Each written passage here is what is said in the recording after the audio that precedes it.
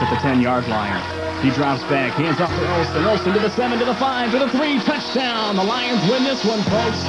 The Lions have just sealed the victory. Stand by for exciting high school sports action on TV 50 Sports Weekend with taped replay of 2 complete high school games, interviews, news, and special features with TV 50 Sports Weekend anchor Brian Harder.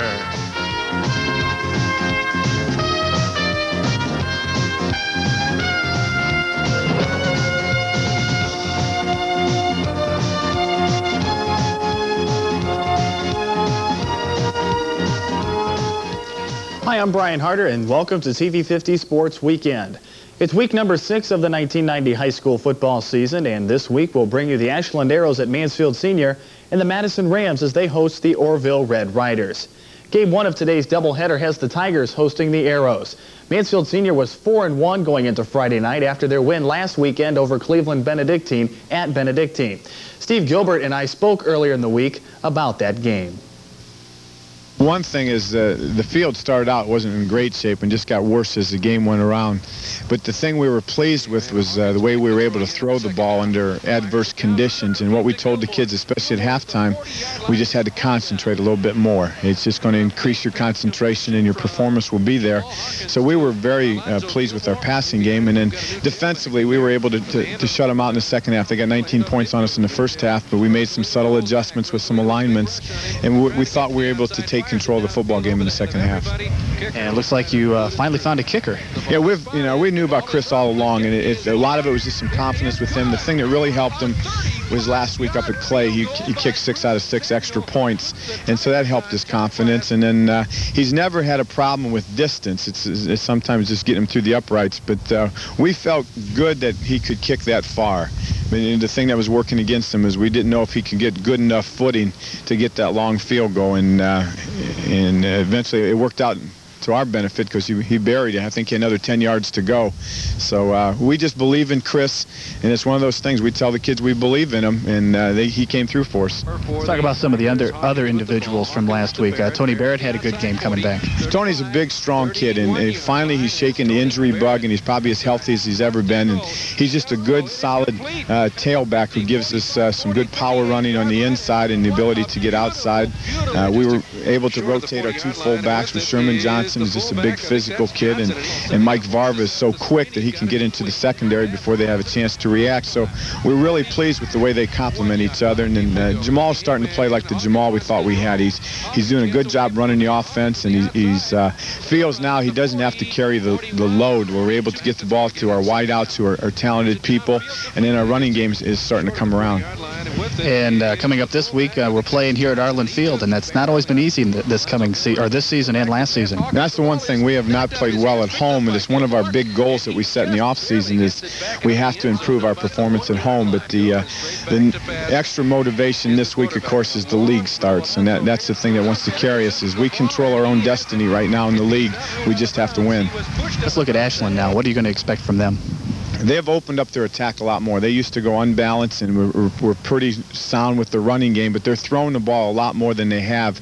And they have a very good passing game. They have according to yard-wise, the leading passer in the league. They have some talented receivers, so they're going to challenge our secondary with their passing game. So looking at their 1-loss record, was it kind of hard to keep the kids up for this week? And that's the one thing we don't want to look at. We just completely dropped that. The thing we keep talking about is they're right where we are. We're both 0-0 in the league, and that's the necessary motivation. Is it's a whole new season starts with the league game. Be sure to join us at the half as we bring you last week's Big Mac moment. In the meantime, we'll join Mike Green and Dick Edmond at Arlen Field right after these messages.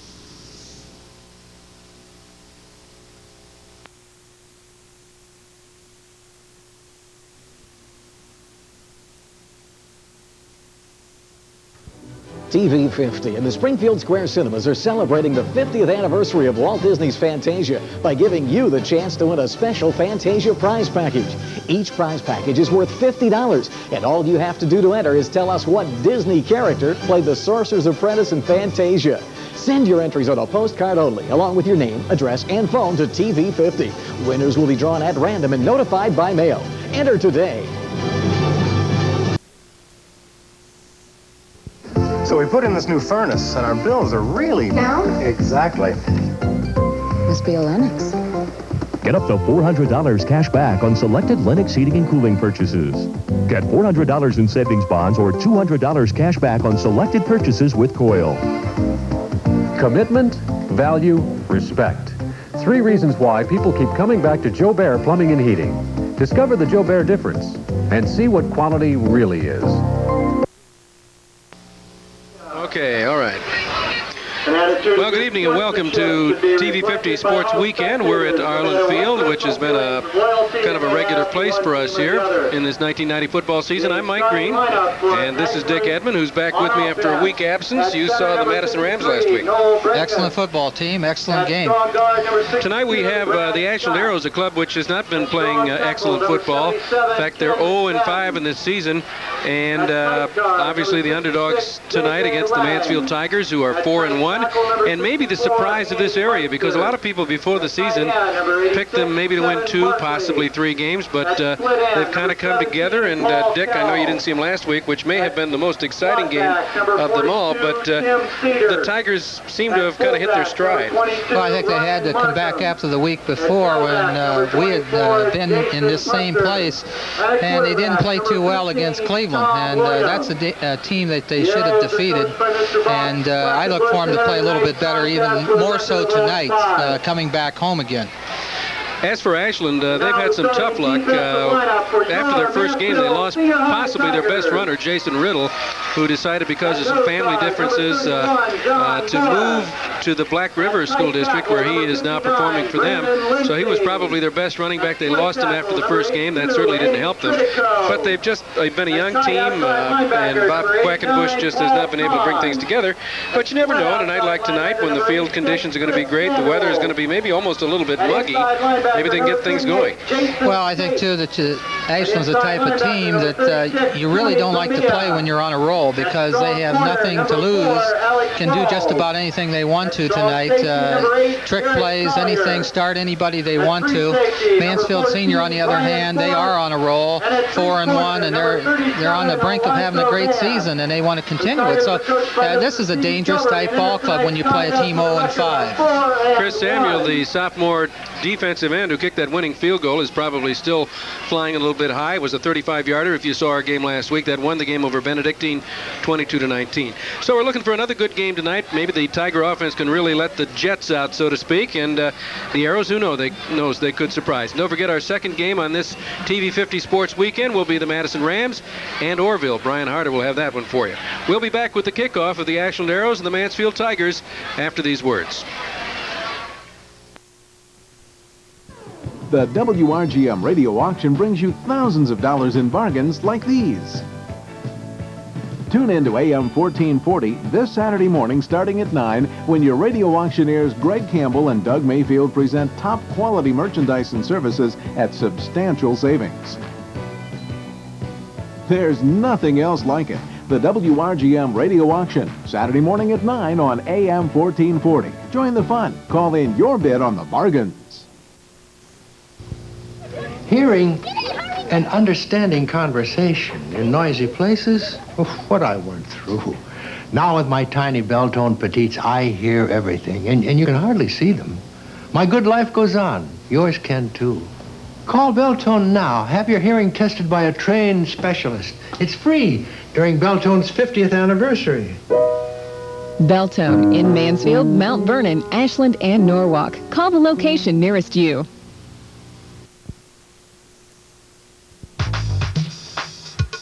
Justin's Art Carved Studio 1. Visit Duncan Jewelers for your class ring, cause Duncan's got just the thing. If you're in town or at the mall, Duncan Jewelers is the place to see it all. Area high schools, if you want to be cool, go straight to Duncan's after school. A wide selection, sell prices too. Duncan Jewelers has the class ring for you. For the best memory of your high school days, go to Duncan Jewelers, cause it really pays. Part of the beauty of Kingwood Center is it's close to home. Hi, I'm Laurie Reinhardt for TV 50. Part of the home team advantage is that we cover news from a local perspective, which hits close to home. For news, weather, sports, and more, join the home team weeknights from 5 to 12 on TV 50's Evening Journal.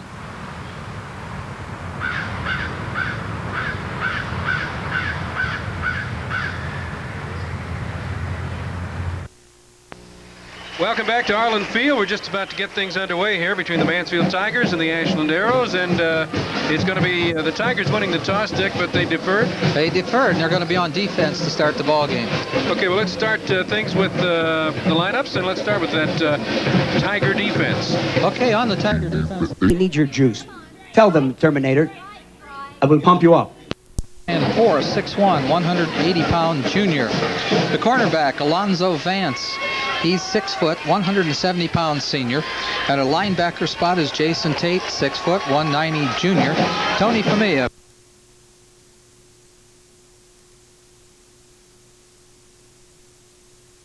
Alex Rawls. Up front, well, at the end spot is Chris Samvel. He's 6'3", 180, sophomore. At the tackle spot is Andy Tritico, 6 foot, 180-pound senior. Middle guard is John Morris, 5'8", 195 senior. At a tackle spot is Brandon Lindsay, 5'10", 210-pound junior. And at the other end spot will be Paul Kahn, a 6'4", 210-pound junior. For the Arrows of Ashland High School, starting offensively at the tackle spot will be Ken McFadden, a 6 foot, 185-pound junior. While at the guard spot will be Brad Scott, a 5'9", 155 junior. At center will be Noel Brekus, 6'1", 170-pound senior. And at the other guard spot, J.J. Lang, 5'8", 185-pound sophomore. The other tackle spot is held by Andy Harpster, a 5'9", 180 junior. And at tight end, Kevin Markley, 6'3", 185-pound junior. At wingback is Tim Sedler, 5'9", 155-pound sophomore. At a split end is Paul Kale, 6'2", 170 junior. And at fullback is Aaron Walton, 5'8", 160 junior. Tailback, Jason Booster, 5'10", 160 junior. And calling the signals for the Arrows tonight, 6 foot, 185-pound senior, Tom Williams. Mike? Okay, thank you, Dick. Just to set some numbers to those names for Ashland in the backfield anyway. Quarterback Williams is number 15. Split end Kale is going to be number 17. Tailback Booster, who will carry the ball often, is number 24. Fullback will be Ryan Markham, as Dick said, he's number 22. And the wingback, Tim Cedar, number 42. Tigers are going to kick off on the left hash mark. And we'll be getting things underway here in a moment. Ashland has lost to Galion, Medina, Shelby, Newark, and Cleveland East. So they're 0-5. The Tigers 4-1, and their only loss by 1 point to Cleveland Collinwood right here at Arlen Field in the third game of this season. 2 weeks ago. 3 weeks. 3 weeks ago. I keep getting that mixed up. I just seem like I just was here. It seems like it's a very, very mild night for this late in the season. But remember, they started this season awfully early too. And I think doesn't the season end in October? And we're fastly approaching the month.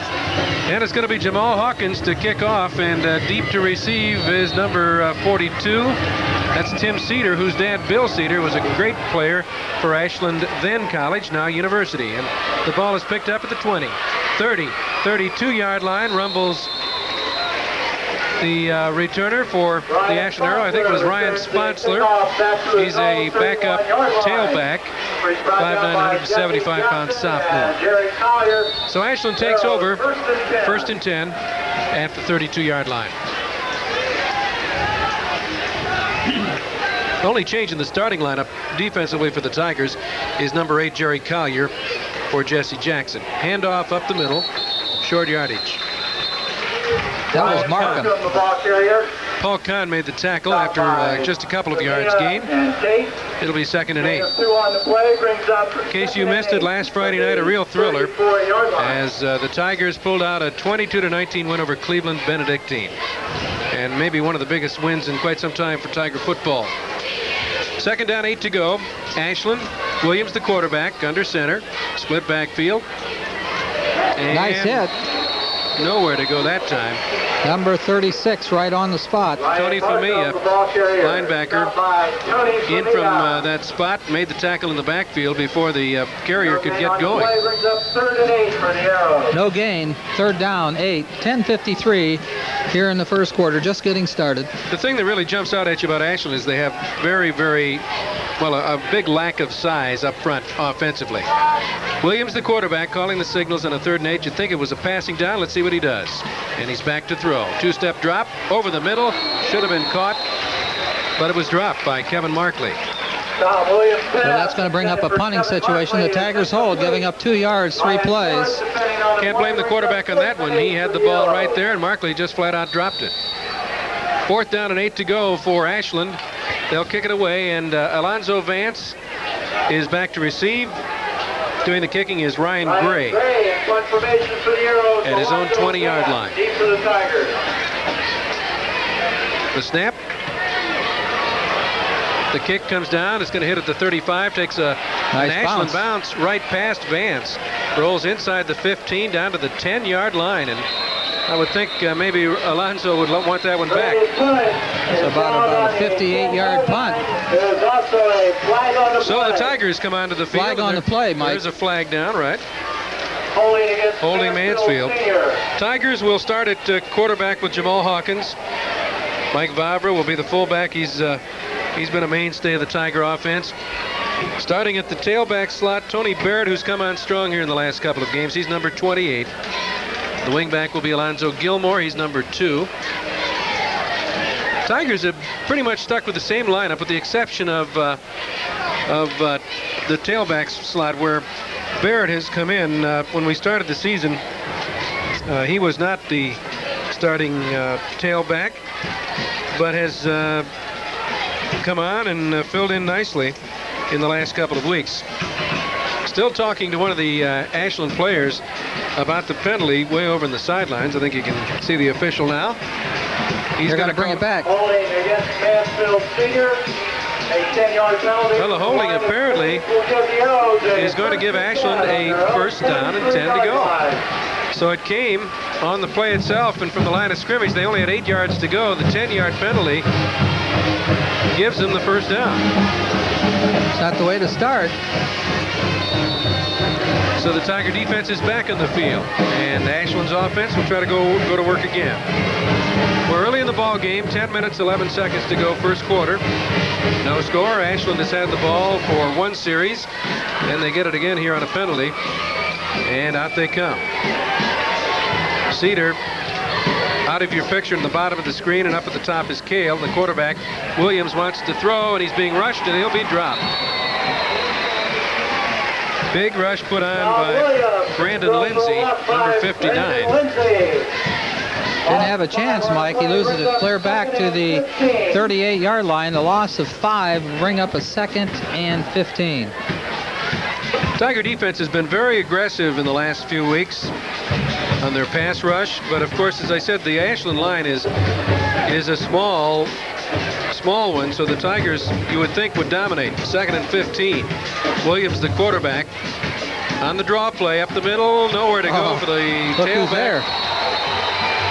There. Lindsay again. Well, nowhere to go that time for the tailback, Puster. Ryan Markham, the walk. I beg your pardon, Ryan Markham is in there at tailback now. Tackle on the play. Actually, he's playing the fullback slot. 5'9", 180-pound senior. The loss that time was 2 more yards, so it's 3rd down and 17 to go. The ball at the just over the 35-yard line. And out over the ball comes center Noel Breakus.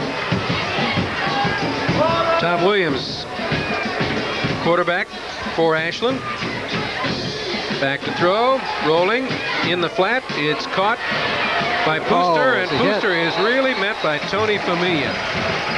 And that's what I'm talking about being aggressive defensively, because Familia really put the shoulder in Mr. Puster, so that's going to give him a yard. It'll be 4th down and 16 to go. And now Alonzo Vance goes back in single safety again for the Tigers, and Jesse Jackson comes in, replacing Jerry Collier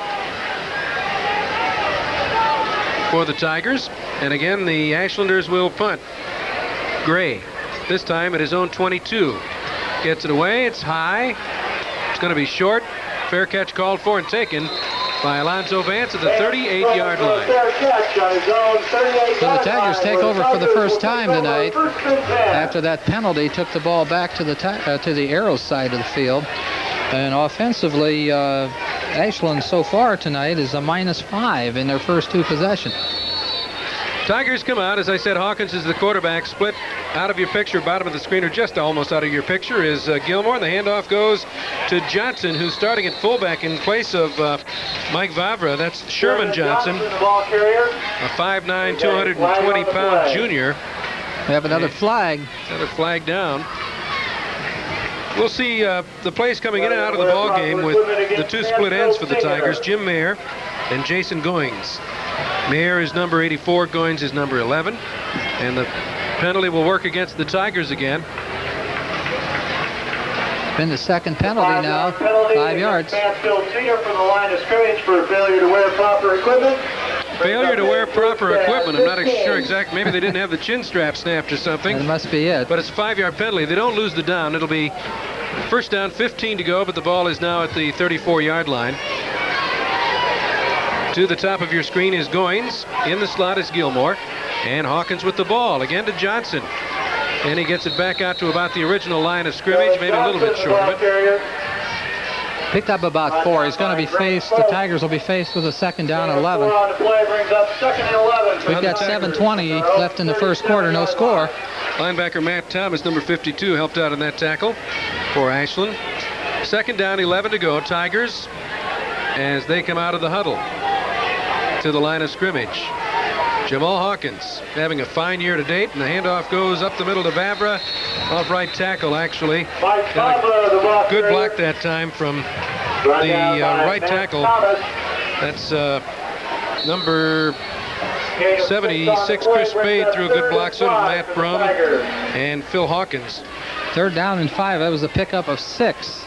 Offensive line, number 76, Chris Spade, is the center. We'll get to the others in just a moment. It's 3rd and 5. See what Hawkins does here. Hawkins with the ball down the line. Keeps it himself.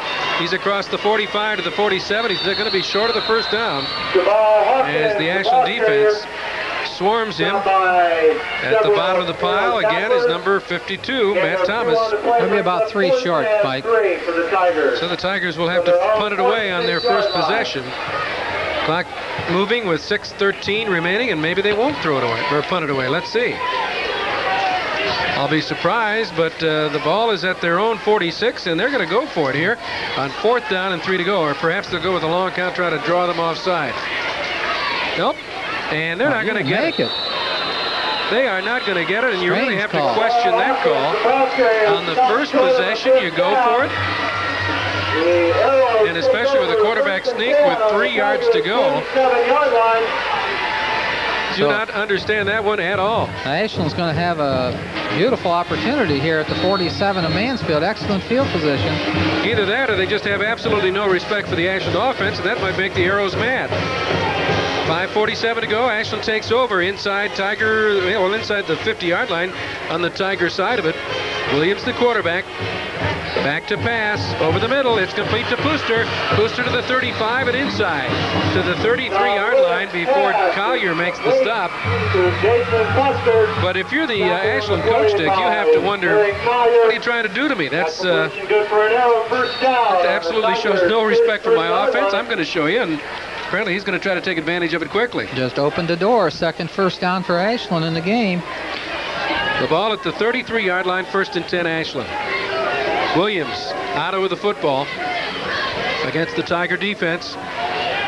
And the handoff goes to the fullback, number 22, Markham, and he is met by Brandon Lindsay again. Lindsay has had quite a first quarter, really. John Morris was another one in there. John Morris wrapped him up real quick, too. Lost 4 yards on the play. It's going to bring up a 2nd down and 14. 2nd and 14, 4:47, the clock ticking down here in the first quarter. Ashland on the move, no score. They've had the ball most of the quarter. In motion comes Pooster. To the near side or the bottom of your screen, back to pass. Williams, the quarterback, steps up and tries to get away, but cannot get away from Paul Kahn. Picked up about a yard. He's going to be faced with a 3rd and 13. That was Andy Tritico. That was not Paul Kahn.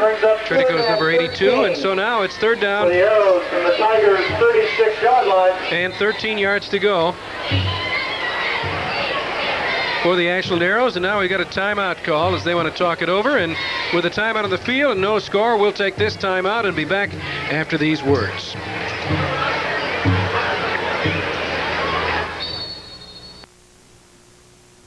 This is your formal invitation to watch the TV50 Home Show. Tune in every Saturday at 2 p.m. and 10 p.m. and again on Sunday at noon for this half-hour program featuring today's finest real estate offerings. Our new TV50 Home Show is this area's premier real estate showcase. So make it a point to join us each weekend for your full-color tour of area houses.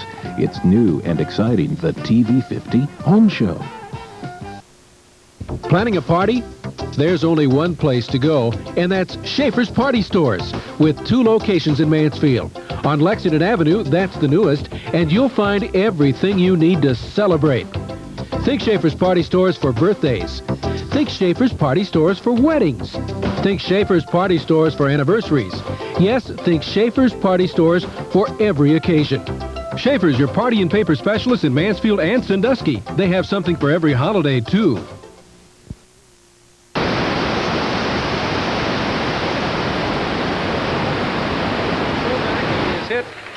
The man who got a hand on him, I believe, was Famia or Morris. Morris, I believe it was, Mike.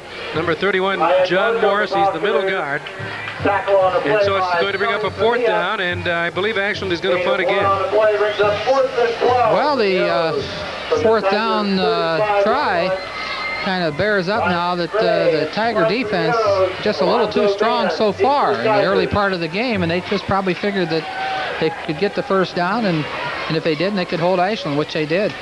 And the punt is away. It looks as though he's trying for the corner. He may get it right inside the 5-yard line, and it rolls out at the 4-yard line. Ryan Gray, 6'3", 180-pound sophomore, with a beautiful kick to the Tiger 4-yard line.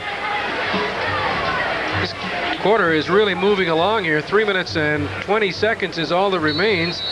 Tigers have had the ball for exactly 4 plays, and that's it. Out they come. Jamal Hawkins, the senior quarterback, with the hand to Johnson, and Johnson is spun down at about the 8-yard line. He's going to pick up about 5 yards, though. Brought down by Greg Spoke. He's got 9 yards and 2 carries. Let's get to that Tiger offensive line again. Spade is the center, number 76. Hawkins and Shears, the guards, 64 and 55. And Jackson, I believe, is in there now at center. We'll check out some of the other changes in a moment. Johnson again, big hole at left guard and tackle. And he rumbles out over the 15 to the 17 or 18-yard line. 1st down, Tigers. Johnson, the ball carrier. 10-yard pickup, and that's the first down for the Tigers tonight. Johnson already off to a good start, 19 yards and 3 carries. Their own 17-yard line. Center, by the way, for the Tigers is David Jackson, the punter, number 69. Short yardage on the handoff. Vavra. Mike Vavra, who goes to about the 21-yard line. And Fultz, gain of 4 on the play, brings up. Larry Shears is playing the left guard spot. Number 66, I believe Donovan Powers is also in there in the offensive line. He is, along with number 75, Matt Brum. Hand off again to Vavra. Vavra to the 25, 30, 32-yard line. Another 1st down. Grinding yards. Tigers grinding it out here. 2 minutes to go, 1st quarter, no score. Second 1st down for the Tigers. They began at the 3. Mayer came into the game with the play, and he goes to the top of your screen, and the outside of him is Gilmore. Hawkins with the ball to Vavra, and he's hit at the backfield and tripped up by number flag 71. It's Brian Watson, and the flag is down. Holding on the Tigers, and that'll be the 3rd penalty here in the 1st quarter. And that's something that the coaching staff does not like to see this early, so many penalties. Just looking at the Tigers here in the early going, they don't look like a fired-up ball club, and maybe they've, at least at the outset, taken the Arrows a little bit lightly. Going to mark them off 10 more yards. They've had 25 yards in penalties already here. We've got a minute 47 left in the first quarter. We've not seen a pass yet from Jamal Hawkins. We may see it now here as the ball moves back to the 23-yard line, where it's going to be first down and about 20. Hawkins in the outside option play. Going to keep it himself. Pitch back. Goes to Barrett. 25-30. And all the way to the 45-yard line, and perhaps beyond that, before he's run out of bounds. 24 yards. And he picks up the first down. Barrett is a 6'2", 190-pound senior tailback, and Hawkins held it to the very last moment before he pitched it, and they pick up the first down. Third first down, all rushing. First and 10 Tigers, 46-yard line, and Barrett gets it again and gets very little yardage. Maybe 2.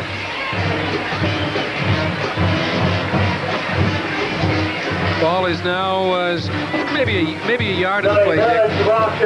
Can't be too much more than that. Second down and 9. We're winding down. 1:15 left in the first quarter. We have no score. The Tigers began this drive at their own 3. Second and 9. Hawkins has not thrown the football yet, and apparently he's not going to throw it now as he pitches it back in the option play to Barrett again, midfield, inside arrow territory, and out of bounds. It'll be another first down. Into his own bench.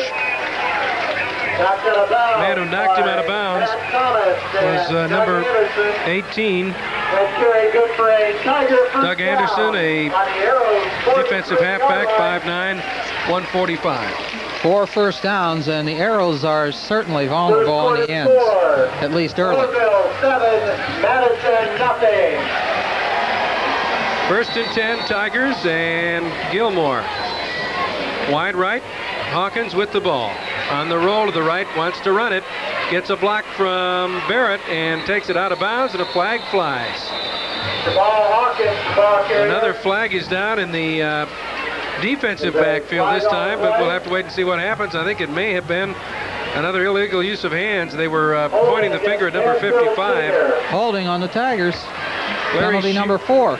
Larry Shears was downfield, and perhaps he got his hands out in front of him too far. Of course, in high school ball, they don't point the finger at the guilty party, but he seemed upset about it, so that's why I mentioned his name. 52 seconds to go, first quarter. Goings coming into the game with the play from the sideline as the ball is going to go back to right around midfield. In fact, exactly at the midfield mark. Played 8 seconds past 11 minutes, and we've got 4 penalties on the Tigers for 35 yards. 3 of them holding calls, I believe, are they not? Right. First down and 16 yards to go for the Senior High Tigers. In motion goes Gilmore. Hawkins with the football again down the line. 45 out of bounds at about the 41 or 2-yard line. Jamal kept it himself. That stops the clock. 34 seconds to go in the first quarter. Tigers nothing, Ashland Arrows nothing. And to this point, it's been a very unenthused Tiger team, I guess is the best way to put it. They're moving the ball, but it's like you say, there just doesn't seem to be that fire yet. Right now, they're going through the motions. Maybe they can pick up the intensity a little later on, but right now they've got second down and about 8 to go. Hawkins spins, wants to keep the ball, pitches it, fumbled out of bounds by Barrett. Not a real good pitch, and not a... Well, it was almost a forward lateral. It was very close. Gain of 1 on the play. They gained 1 yard on the play. That play took 4 seconds. 30 seconds left in the first quarter, and we have no score. Second game of this TV50 Sports Weekend will be Orville and Madison. Here we go on a third down, 7 to go, and the first pass of the game by Hawkins is complete to Gilmore. At the 35 and into the 31-yard line he goes. Alonzo Gilmore. Just a little guy, but big heart. And Alonzo takes it down to about the 31-yard line. The 5'5", 140-pound senior. First down again. That's number 5. And the Tigers are making mistakes, but also moving the ball almost at will, making up for the mistakes quite easily. This will be the last play of the first quarter, I believe. Clock is down to about 10 seconds as Hawkins comes up on a first down play. Hands back to Barrett. Barrett's got some running room. 25-20, and that's it. The end of the first quarter with the score, Mansfield Sr. nothing, Ashland nothing. Back with the second quarter action right after these words.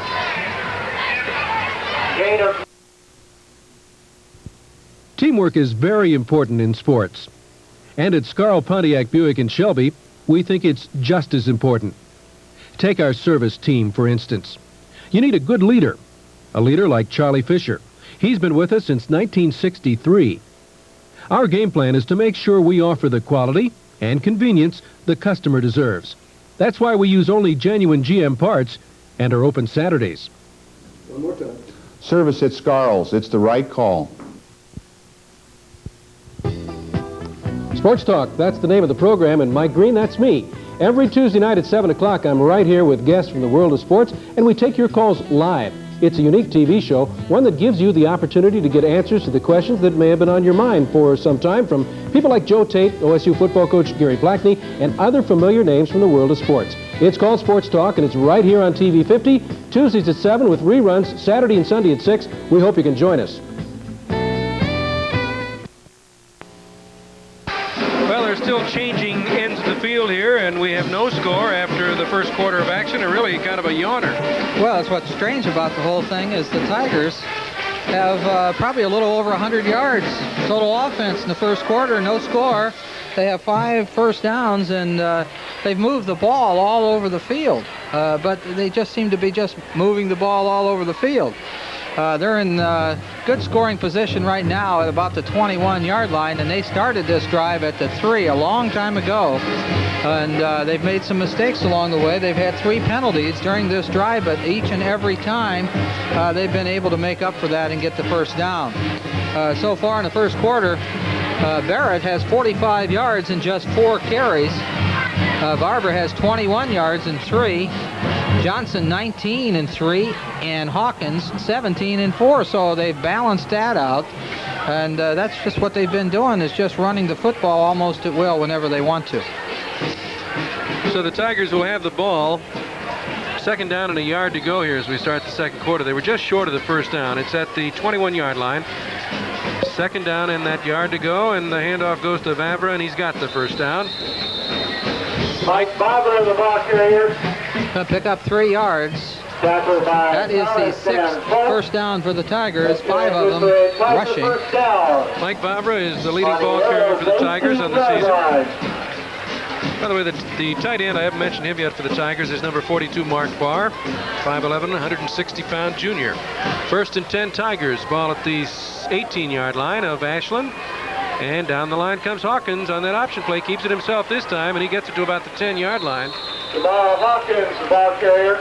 And the man who got a hand on him first of all was Andy Briggs, a defensive halfback. Gain of about 8. Gain of 8 on the play brings up second down and 2. The Tigers just across the 10-yard line.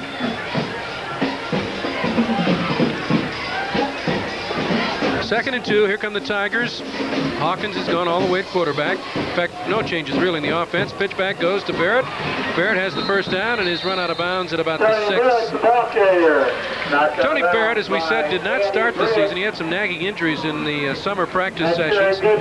So James Coe, number 47, actually began the year as the starting tailback. Barrett, though, has replaced him in the last couple of games, actually the last 3 games, and been the starter. The Tigers have been picking up good yardage around each side of the Ashland defense. Tritico comes in as a second tight end as the Tigers are in a tight set. First and goal from the 6. Vavra is hit and dropped right at the line of scrimmage. A very, very fine defensive play by number 74, Greg Falk. He's the biggest of the, well, one of the biggest of the Arrows, 6'1", 210 pounds. Plays a linebacker. The biggest is number 71, Brian Watson, 6 feet tall, 250 pounds. You got to believe that the option play with Hawkins will score a touchdown, because that's where they've really been successful with that little pitch. Second and goal from the 4-yard line. Barrett, deep man in the I formation. Double backs in front of him. Down the line Here they goes go. Hawkins, and the pitch goes to Barrett, and Barrett is diving for the end zone, and he gets there. Oh, no. Flag in the play. So hold everything. We may not have a touchdown. Mansfield Sr. Well, that's the fourth holding penalty in this early stages of the first half. Another 10-yard penalty wipes out a touchdown, and that's 45 yards and 5 penalties, Mike. Not the way you win football games, but right now they're dominating in spite of it. Ball goes all the way back to the 14-yard line, pardon me, where it'll be second and goal. Gilmore is back in as the wingback, split to the bottom of your screen. Hawkins steps away from the center, now looks over the defense, steps back up, and he's back to throw. And he wants to throw, and he wants Mayer. Mayer is there. Mayer's got it. Touchdown, Tigers. Jim Mayer got behind I believe it was number 18, Doug Anderson. Anderson jumped for the ball, but it was over his head and right in the waiting arms of Jim Mayer. And if I'm not mistaken, that's his third touchdown pass of the year. He caught one last week against Benedictine. He caught one in the opener against Cleveland JFK, and the Tigers go up on the board 6-0. And Chris Samuel, who kicked that winning 35-yard field goal last week, will attempt the extra point. Gilmore to hold. Ball is spotted. The kick is up. Would you believe it? Here we go again. Oh, good. Well, apparently field goals is what he can kick. Extra points are more difficult. And Well, that was a 97-yard drive, and I don't know how many plays, but it was a bundle, plus 4 penalties mixed in with that.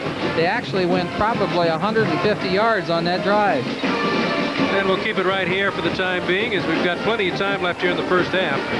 10-19.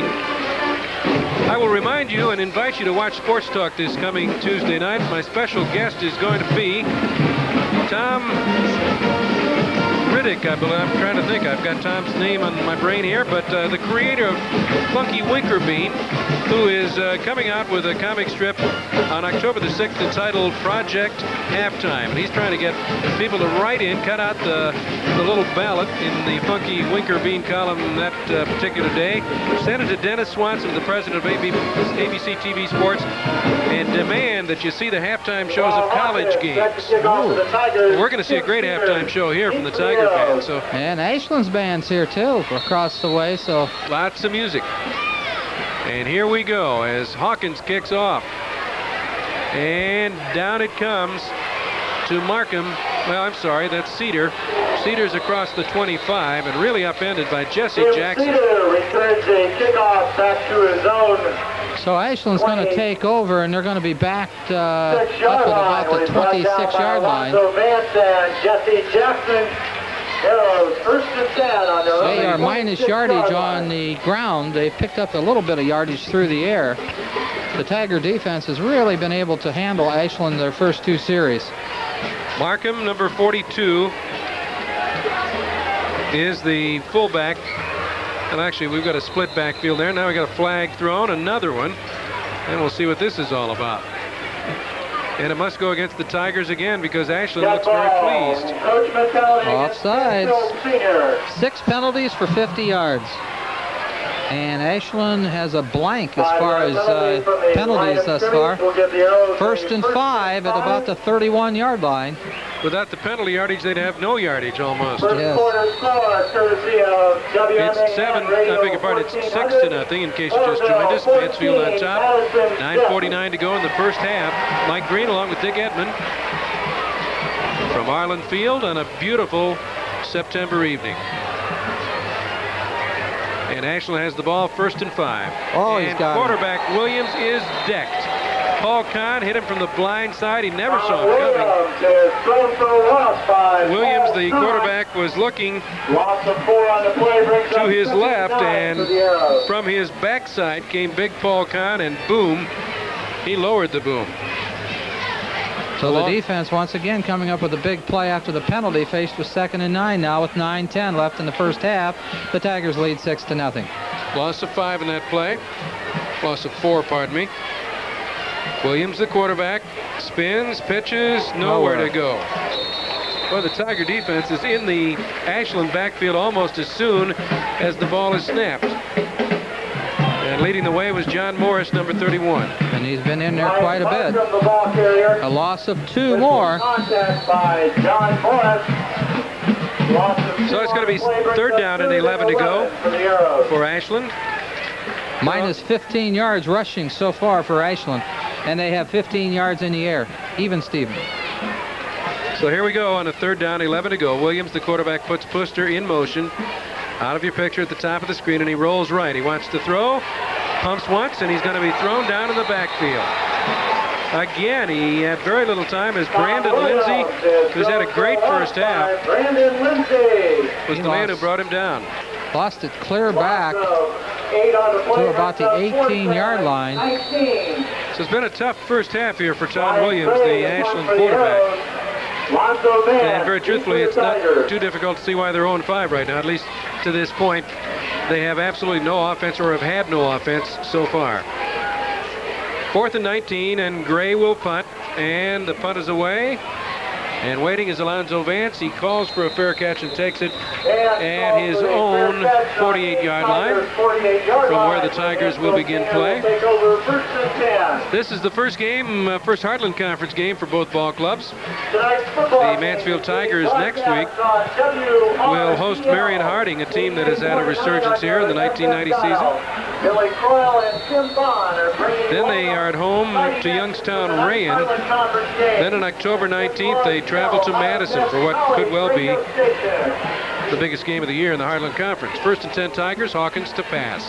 Hawkins rolling, looking for room, throws it deep. He's got a man out there. And he's open. Mayer has it at the 5-yard line. Jim Mayer again got behind the arrow defender, and again it was number 18, who is Anderson. Doug Anderson, defensive halfback, just flat out beaten that time. And Hawkins shows pretty good arm. He had to throw that ball about 50 yards in the air. 46-yard completion. And it was all in the air. There was no run after he caught it. In fact, it was a few more than 40 yards, 46 in the air. Right. 1st and goal Tigers at the 5-yard line. Up the middle goes Johnson, I believe. Sherman Johnson. Rumbles into about the 1-yard line. Picks up 4. He has 23 yards and 4 carries. That was the 9th first down for Mansfield here in the first half. Jim Mayer comes into the ballgame. He's had a big first half. 2 receptions, 60 yards. 6:59 to go in the first period. First half, that is, pardon me.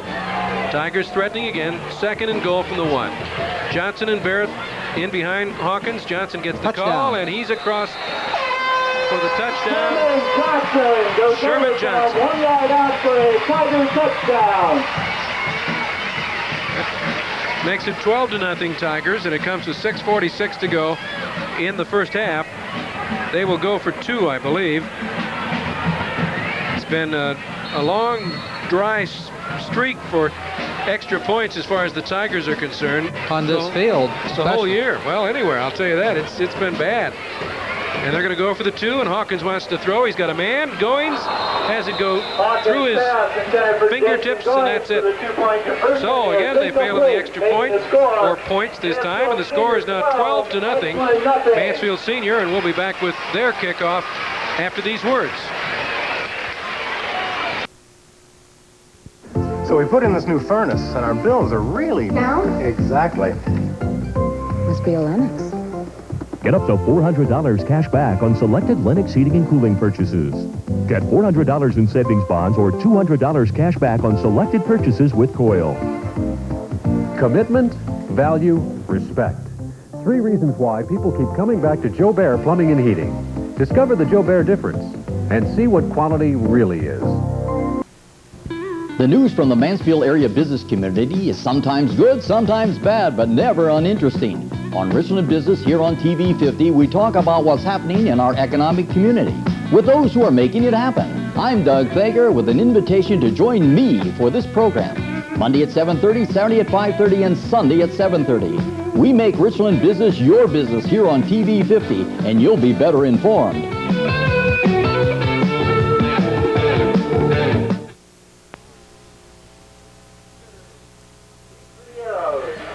Ron Johnson got that touchdown. Jim Mayer got the first, but really the play, this touchdown set up by another pass from Hawkins to Mayer.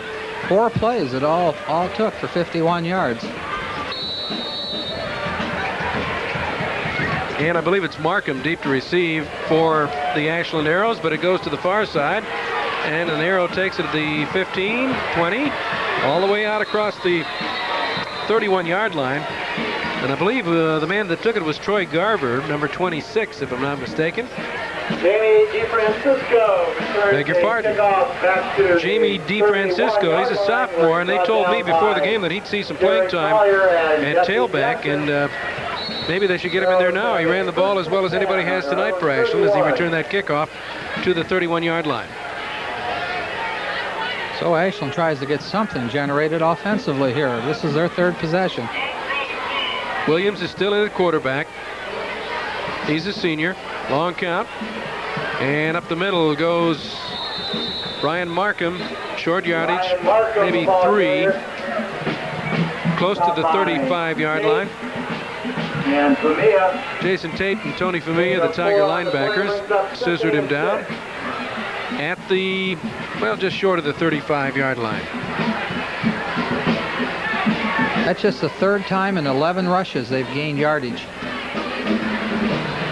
They gave him 4 yards. That's very generous. We'll call it 2nd and 6. And again, Markham is hit and dropped. Boom. Did he get hit that time? Jason Tate was the guy who put his helmet in there and his shoulder. And I think he had help from John Morris, too. I think, Mike, what you said earlier, the size difference in the lines is making a big difference. Plus, I think Ashland's a little young this year. They lost an awful lot through graduation. Well, across the line, they go 170, 185, 155, 185, and 180 from tackle to tackle. That's not big by high school standards. Pooster with the ball. Pooster has a first down at the 40, 45, and struggles ahead to about the 47-yard line. Nice run. Picks up about 11 yards on that play. Brian Forrest finally brought him down. The defensive backfield, which has been such a standout group for the Tigers defensively in the first 5 weeks, really hadn't had much work tonight. They haven't had to make many tackles. That time, though, Forrest came up to put the stop, but not before Pooster picked up a first down at the 45-yard line. 5:10 to go in the first half. 12-0 Mansfield Sr. Williams to throw. Williams with the completion, but brought down immediately is Tim Cedar, number 42. Cedar, as I said, had a father, Bill Cedar, who was an outstanding split end for the Ashland University Eagles back probably about 16, 17 years ago. Did a nice job holding on to the football. He had pressure right away as soon as he caught it. Only a 2-yard gain. It'll be 2nd and 8. Breakus, the center, ready to snap the ball to Williams, the quarterback. Clock moving, 4:35 to go first half. In motion, Markham. Pooster gets the ball, midfield, 45, 43-yard line he goes. And that was the biggest hole I've seen all night for Ashland. Well, I'll tell you, he's carried the ball twice now, and he's picked up 21 yards. He's a 5'10", 160-pound junior. Is number 24, Jason Pooster. That's the 4th first down, 2nd straight rush first down for the Arrows. We're down to 4:20 left in the first half, and Mansfield Sr. leads 12-0. Another first down, as Dick said. Slot formation on the left side. Handoff to Markham, and the Tigers were waiting for him that time. Tridico was the first man to get a hand on him, and then Chris Samuel came along, number 86, the hero of last week, and our Big Mac moment star as well. Picked up 1, 2nd down, 9. Be sure to join Brian Harder between games for some updates on scores as well as interviews. 2nd and 9 for Ashland as they try to get some points on the board before halftime here, trailing 12-0. And Williams wants to throw over the middle. He's got his man, the tight end, inside the 30 to the 28-yard line goes Kevin Markley. It's complete to Kevin Markley. Markley, favoring his right shoulder, comes back to the huddle. Familia was the man who tackled him along with Brian Forrest, but the Arrows are on the move here. Right, they found something. And we're ready to go.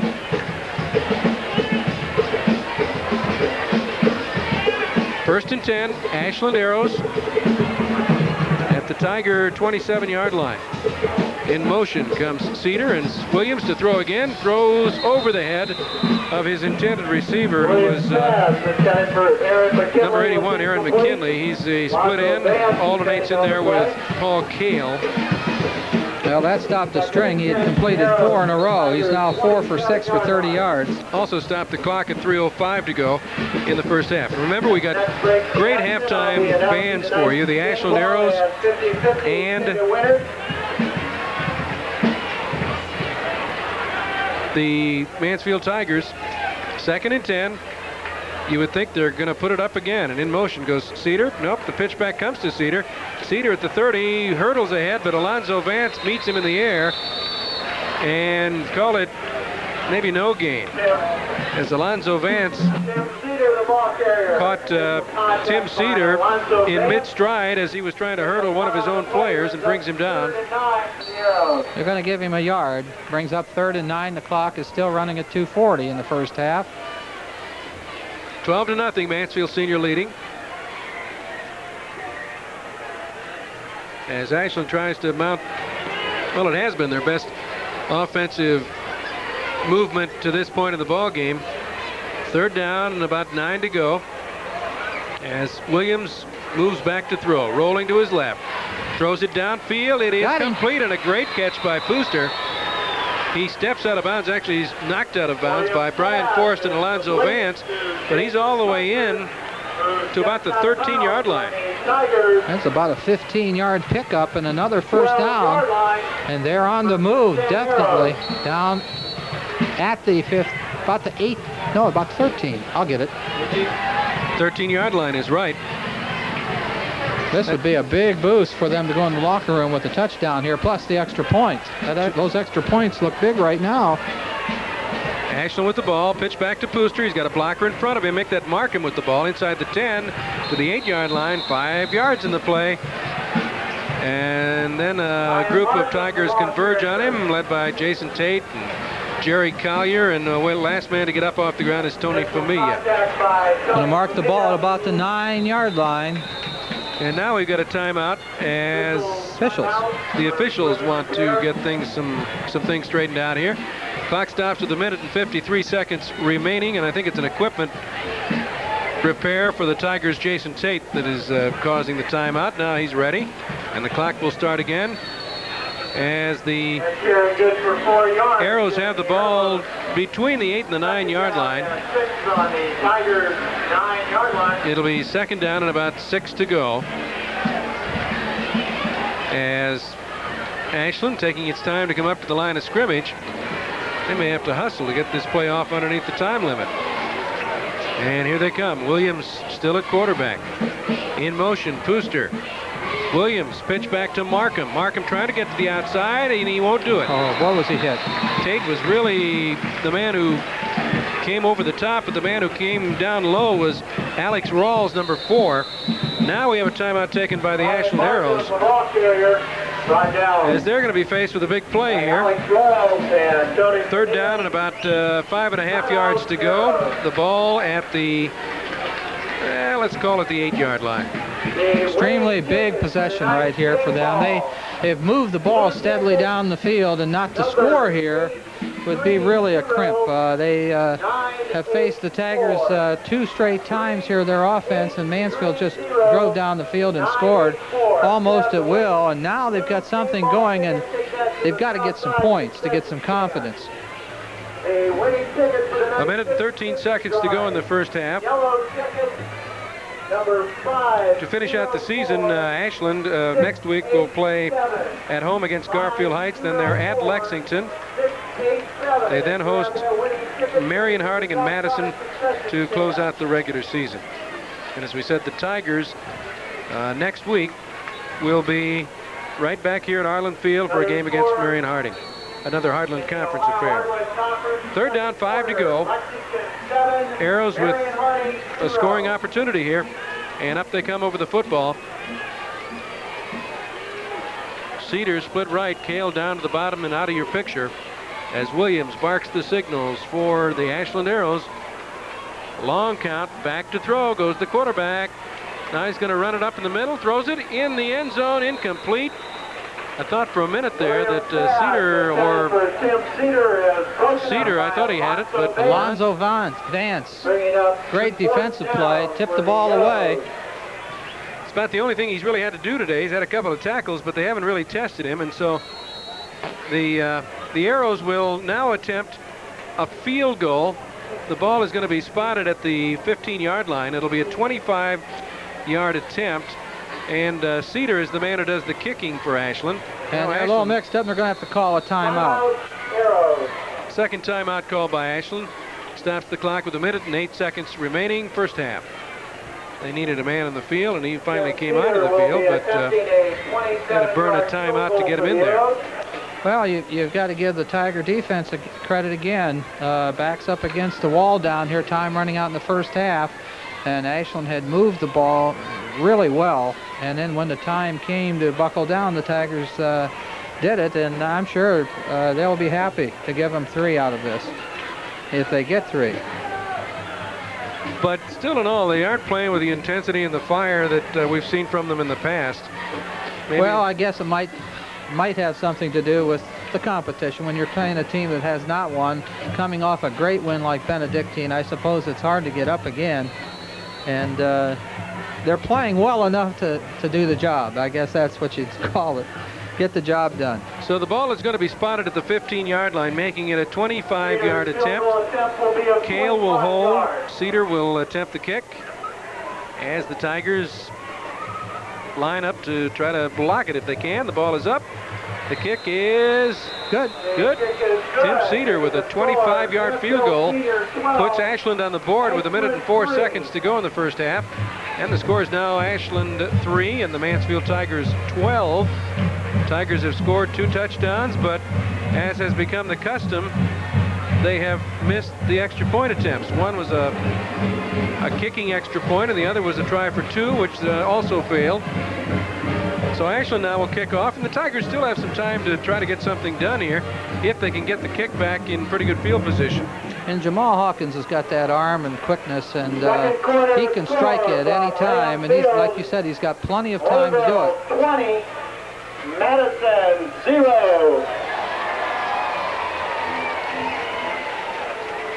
So here comes Ashland ready to kick it off here to start the, well, not to start, to really come to the end of the first half. Where have I been? And Cedar does not do the kicking off. Pooster does, number 24. Cedar will be the safety man who kind of lines the kick team up and signals them ready to go. You fellas not eating tonight? They brought me my food. This is our favorite time of the evening. They bring the hot dogs up to the press box. And here's the kick from Pooster. It's a low line drive kick. Gilmore takes it on the run at the 15, 20, 25, 30, 35, hits his own man. Now he's going to break to the outside, try to get to the outside, reverses field. He's still on the move. Here comes Gilmore. I thought he was going to turn the other way. That's a highlight film. He almost ran the clock out. 12 seconds to go, about 23 yards. But it was an exciting run, as exciting a run as we've had tonight. I think if he'd had a little bit more room on this side, he would like to turn around and gone the other way again. He just ran out of room. He's kind of like one of those little water bugs. He couldn't decide where he wanted to land, and he kept bouncing, bouncing, bouncing. Now let's see if the Tigers go for the big play here with 52 seconds to go on first down. They've got double wideouts to both sides, but up the middle goes Vavra to the 40-yard line, and that's it. Stop by the middle of the Arrow defense. Gonna pick up 4 yards on the play. 3 on the play brings up second. Now perhaps they're going to be satisfied with just running the clock out, but it's down to 35 unless they can catch Ashland napping, thinking the same thing and hit him with a bomb. As porous as that pass defense for Ashland has been, you would think they'd test it a little bit. just throw it downfield. It's as good as a punt. And here goes Hawkins rolling to the right. Pass is complete to Barrett. Barrett cuts it up to the inside and is dropped at about the 48-yard line. 16 seconds remaining in the first half. As the chains are moved, the clock is stopped. Now the Tigers will use one of their timeouts to stop things. They perhaps have time for 2 more plays, and who knows? We saw a 46-yard pass completion a little while ago from Hawkins to Jim Mayer. Plenty of time with a guy like Hawkins. He can do it. Hawkins talking to the coach, Steve Gilbert. Now they're both looking to the sideline, trying to decide what to do with these final 16 seconds. And you've also got to eye a possibility of getting it within range of a field goal again. That's Thursday. Very true. Get that field goal back. Volleyball team will take on Madison. So we have 16 seconds left, and the Tigers lead 12-3. Jamal Hawkins, a young man you would think has a future in college football at a higher level. We're not sure whether he's a Division I player or not, but some of the scouts have been taking a good long look at him. So here we go on second down. I beg your pardon, first down and 10 to go. And Hawkins rolling to his right. Rolling, fires downfield. It is to Gilmore, and he is down. At the 32-yard line, his knees went down, and the whistle blew, correctly so, and that took 8 seconds to complete that pass. About a 20-yard completion, and we have a flag. Oh, no. They're going to go back. Eligible receiver downfield, Mansfield Sr. We'll bring it back. That wipes out a pretty good play for the Tigers, a 20-yard completion from Hawkins to Gilmore, and realistically you would think now it takes them out of a scoring opportunity because they'll probably run these final 8 seconds off once we march the ball back from the 48 to the 38-yard line. They'll be a long way from pay dirt. 7th penalty in the first half against the Tigers for 60 yards. Ashland has yet to be penalized. It wasn't a 10-yard, it was a 5-yard penalty. 5. So that'll take it to the 42-yard line. And the clock moved, and that's it, the end of the first half. But we have a great halftime show for you, the Ashland Band and the Mansfield Tiger Band.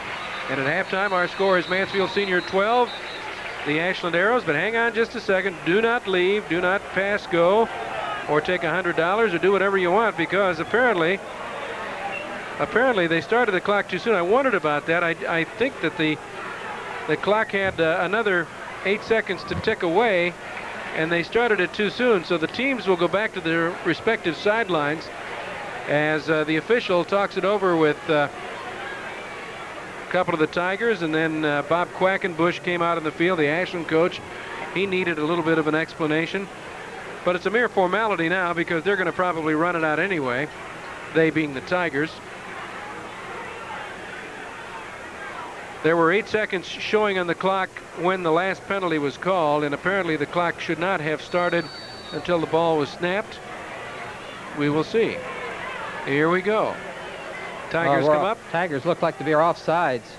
Well, they may right just here on this side. They may just throw it again. No, they get the draw play to Vavra. He's at the 40 and inside of the 38-yard line before he is horse-collared and thrown down. And that will end the first half. But remember, halftime show is going to be great with 2 of the fine bands in the area.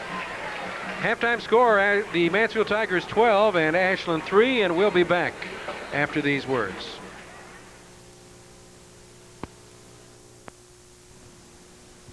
I found the house I want to buy, but I don't have quite enough cash for the down payment. I need an FHA loan. Call Mayor Mortgage. I qualify for a VA loan with no down payment. But where do I go to get one? Go to Mayor Mortgage. With my financial maturity, I certainly should qualify for a low interest rate home loan. But where do I go to find one? Try Mayor Mortgage. I've had some slow credit. I'd pay a higher interest rate to own my own house. But who in Mansfield's going to give me the chance? For all your commercial and home mortgage needs, contact Mayor Mortgage at 270 Lexington Avenue in Mansfield. Just call 756-6927. That's 756-6927.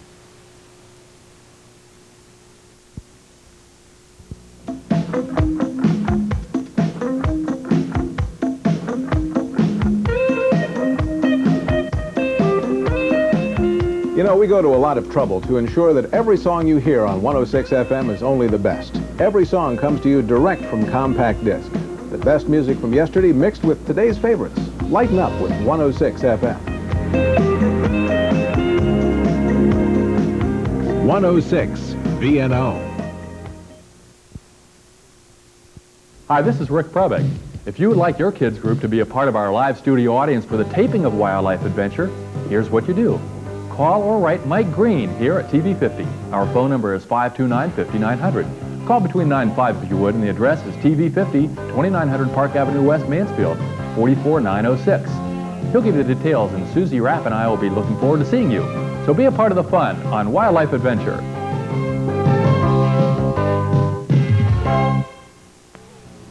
We will go back to Arlen Field and the halftime show in just a moment, but first, here's last week's Big Mac moment. Time now for the Big Mac Moment. A look back at one of the top plays from the game seen last Saturday and Sunday on TV50's Sports Weekend. The Big Mac Moment is brought to you by the Mansfield area McDonald's. Mansfield Senior's 22-19 win against Cleveland Benedictine last Friday night was decided on this play with 1 minute and 47 seconds remaining. Here we go. It's going to be spotted at the 25-yard line by Alonzo Gilmore. And Chris Samuel, soccer-style kicker, will try to boot it through. The ball is spotted. The ball is up. The kick is long. It is good. A 35-yard field goal by Chris Samuel puts the Tigers on top by a score of 22-19. Chris Samuel was certainly the man for the moment Friday night, and for this Big Mac moment, too. McDonald's salutes the athletes who created this Big Mac moment on TV50, and we invite them and you, the Mansfield area, to McDonald's for food, folks, and fun.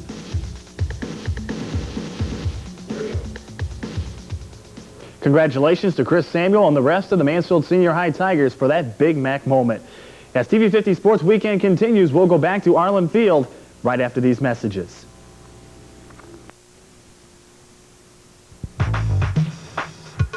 Justin's Art Carved Studio 1. Visit Duncan Jewelers for your class ring, cause Duncan's got just the thing. If you're in town or at the mall, Duncan Jewelers is the place to see it all. Area high schools, if you want to be cool, go straight to Duncan's after school. A wide selection, sell prices too. Duncan Jewelers has the class ring for you. For the best memory of your high school days, go to Duncan Jewelers, cause it really pays.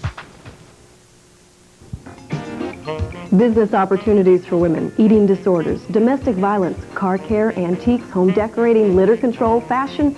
These are just a few of the topics that we've covered in the last few months on TV50's Not for Women Only, and an indication of the future. I'm Adriana Wilkinson, inviting you to tune in Wednesdays at 7:30, Saturdays at 2:30, Sundays at 1 for Not for Women Only. I think you'll enjoy it. Join us, won't you?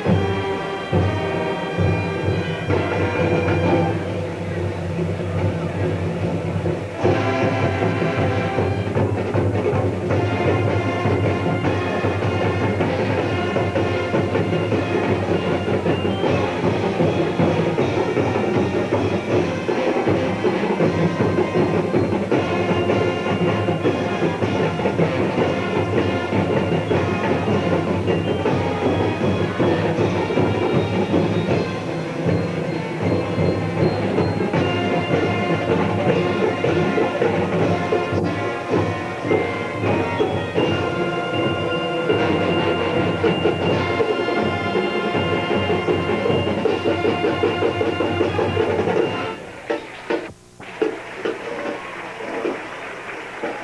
band now presents the award-winning Sweet 16 under the direction of Danbury choreographer, dancing to What I Like About You.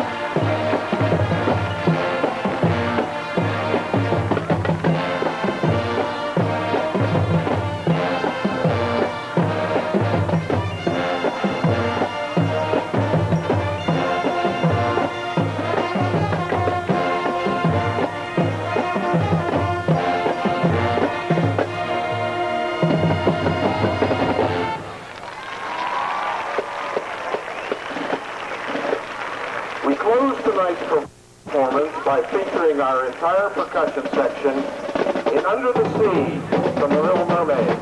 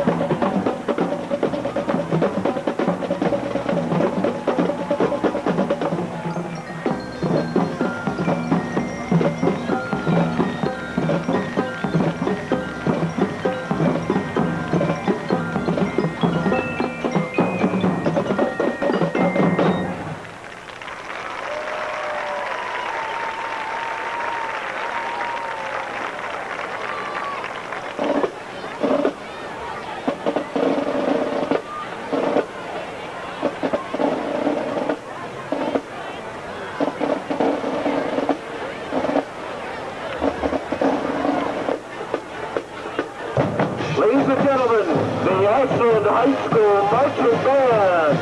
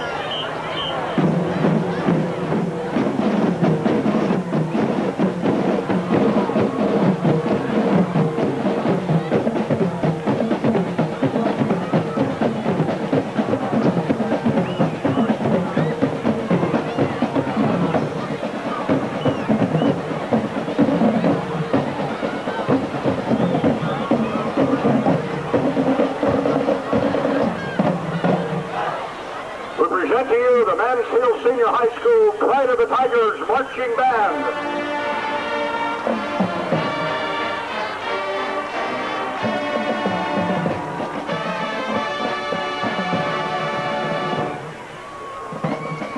The band has 130 members, including our 14-member flag corps. It's under the direction of Larry Kramer, Charles Bradley, and Percy Hall.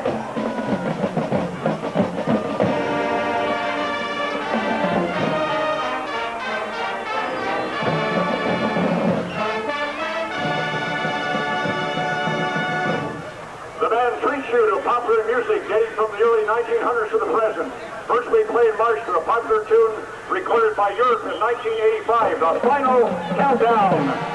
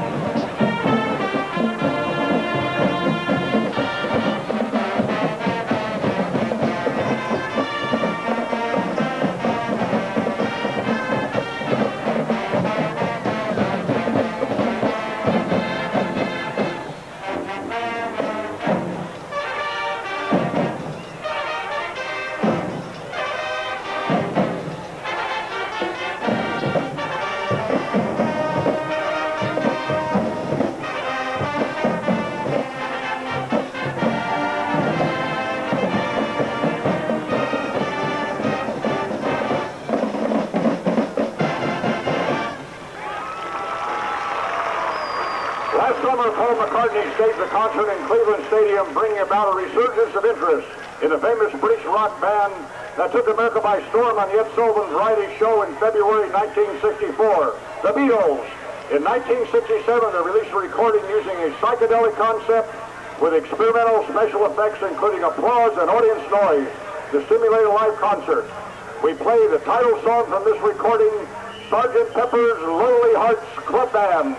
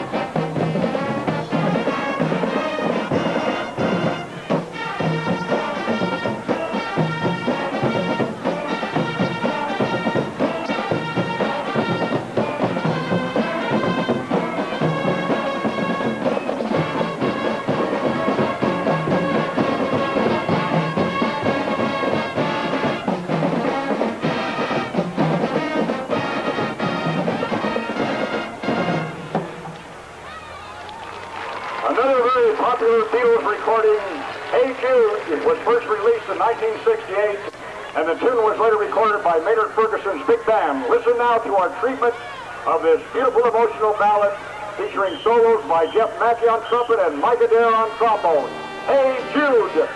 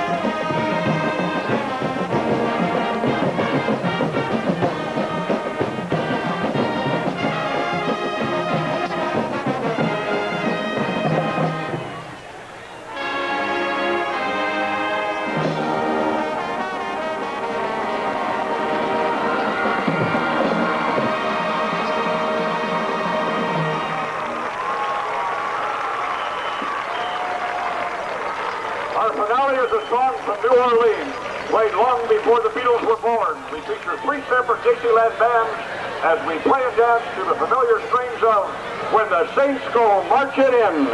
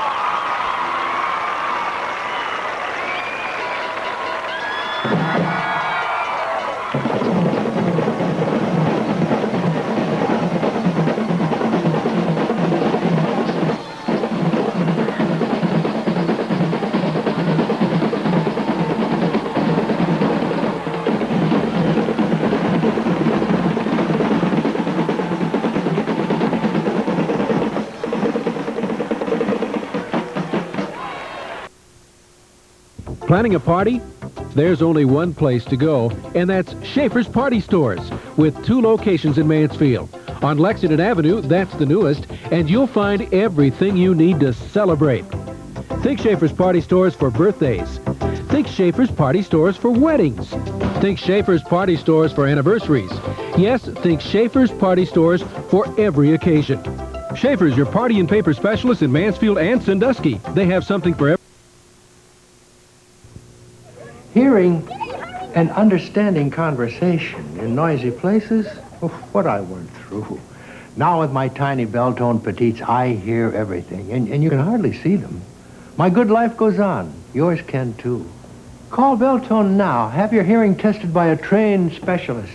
It's free during Belltone's 50th anniversary. Belltone in Mansfield, Mount Vernon, Ashland, and Norwalk. Call the location nearest you. TV 50 and the Springfield Square Cinemas are celebrating the 50th anniversary of Walt Disney's Fantasia by giving you the chance to win a special Fantasia prize package. Each prize package is worth $50, and all you have to do to enter is tell us what Disney character played the Sorcerer's Apprentice in Fantasia. Send your entries on a postcard only, along with your name, address, and phone to TV 50. Winners will be drawn at random and notified by mail. Enter today.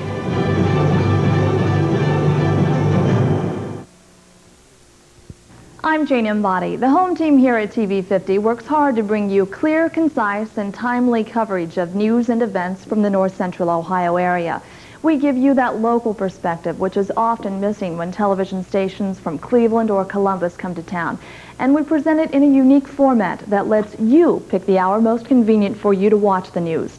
It's all part of the home team advantage, only on TV50.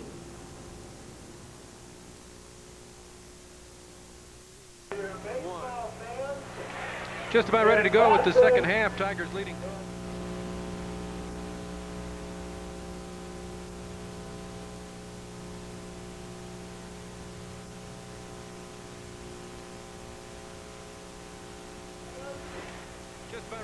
The second half, Tigers leading 12-3. How about some quick statistics, Dick? Okay, we'll go with the Ashland Arrows first. They have 3 points at halftime and also 6 first downs. They've had 18 rushing plays for just 9 yards tonight, 45 yards in the air for a total of only 54 yards in total offense. In the air, they've hit 5 of 8 passes. They've had no fumbles and, oddly enough, no penalties. Jason Pooster is their leading ball carrier. He's attempted 4 rushes for 27 yards along of 11 yards. The Tigers have 11 first downs, 22 rushes, 147 yards, 84 yards passing on 4 for 4 for 231 yards. They've had 1 fumble but recovered it. 7 penalties for 55 yards. Rushing leader Tony Barrett, 5 attempts, 50 yards, and Mike Barbara, 7 attempts, 48 yards. Hawkins, of course, is 4 for 4 for 84 yards. Jim Mayer has caught 2 passes for 60 yards, one of those a touchdown. His longest has been a 46-yard reception. Mike? Thank you, Dick. Ready to kick off is Jason Puster for Ashland. Deep to receive, Gilmore and Vance, the double Alonzos for the Tigers, and it's a squibber. And now the official whistles something wrong, and I'm not sure whether they started too soon before the whistle or just what happened, but they're going to bring it back, and Ashland will kick it over. Tigers will start on offense when they do start with Jamal Hawkins, the quarterback, and Mike Bavra has been alternating at the fullback spot with Sherman Johnson. Tony Barrett's been the tailback. Gilmore is the wingback.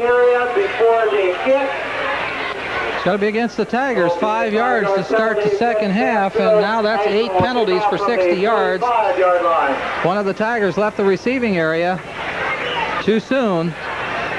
So we'll kick it again, and again it's Alonzo Gilmore and Alonzo Vance to receive for Mansfield Sr. The Tigers lead 12-3. And we await the whistle, and here it comes. Or there it is. And here comes the kick. This one's a pretty good one. Drives Gilmore back. In fact, it's over his head and into the end zone. It'll be brought out to the 20, where it'll be 1st and 10, Mansfield Sr. Might recap for you in the first half. Jim Mayer took a 14-yard touchdown pass from Hawkins for the first score, and in the second score, 1-yard run by Sherman Johnson. Ashland. Tim Sedler had a 25-yard field goal. And again, it's Sunday at 1:30 p.m. at Channel 50 with Mike Green and Dick Edmond.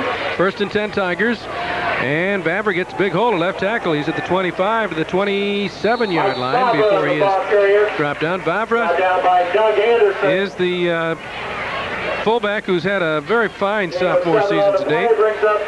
Offensive line, Jackson is the center tonight for the Tigers, number 69. Joining him in that offensive line, Spade, number 76, Donovan Powers, 66, Larry Shears, number 55, and number 75, Matt Brum. And the handoff goes to Bavra again, and he's at the 31-yard line. He's got the first down. He's up to 58 yards in 9 carries, and now that is the 8th rushing first down for the Tigers, and it's their 13th first down of the game. Mayer waiting to head into the ball game with the play from Steve Gilbert, and he gets it, and here he comes to pass it along to Jamal Hawkins, who's waiting for it, and they better keep moving here.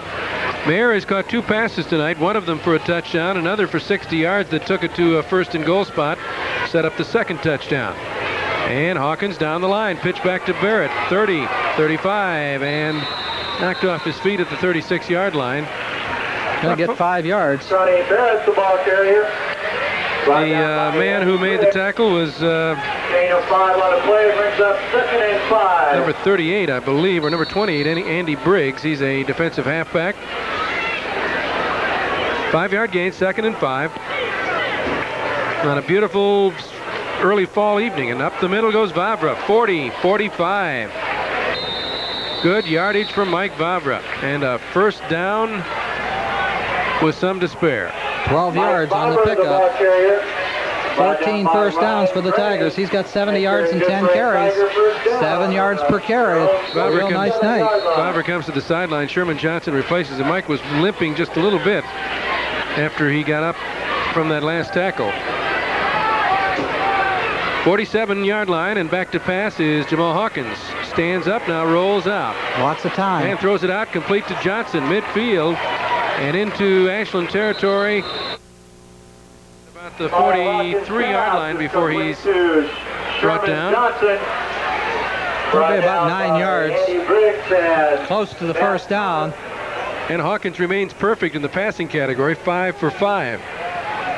And that's 93 yards in the air. Brings up 2nd and a short 1. Ball is at the 44-yard line of Ashland. 1st and 10, I beg your pardon, 2nd and 1 Tigers. And the handoff goes, well, it doesn't. Keeping it is Hawkins. He wants a blocker and pitches it back to Barrett. Barrett at the 30 to the 32-yard line. And I'll tell you, Dick, boy, that looked awfully close to a forward lateral. It did. And I'll tell you, I think the Ashland coaches thought it was. And I think the official missed it. But Tiger fans will take it because it gets it into the 25-yard line. And the linesman on this side just apparently was watching something other than the football. 1st and 10 Tigers. Hawkins brings his team out. Gives to Barrett. Barrett to the outside. Breaks a tackle. 25, 20. And down to the 18-yard line goes Barrett. Barrett just literally shed 2 defenders by himself. Tony Barrett, as we've talked about, has been starting the last 3 games at tailback. He's a 6'2", 190-pound senior. Good size, good speed. He's up to 77 yards in just 8 carries tonight.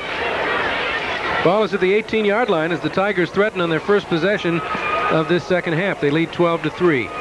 Up the middle. No, I beg your pardon. Back comes Barrett, and Barrett slips and falls at the 20-yard line. He loses a couple of yards. Slips down on the 20-yard line. And that'll take it back to the 20. It'll be 2nd and 12.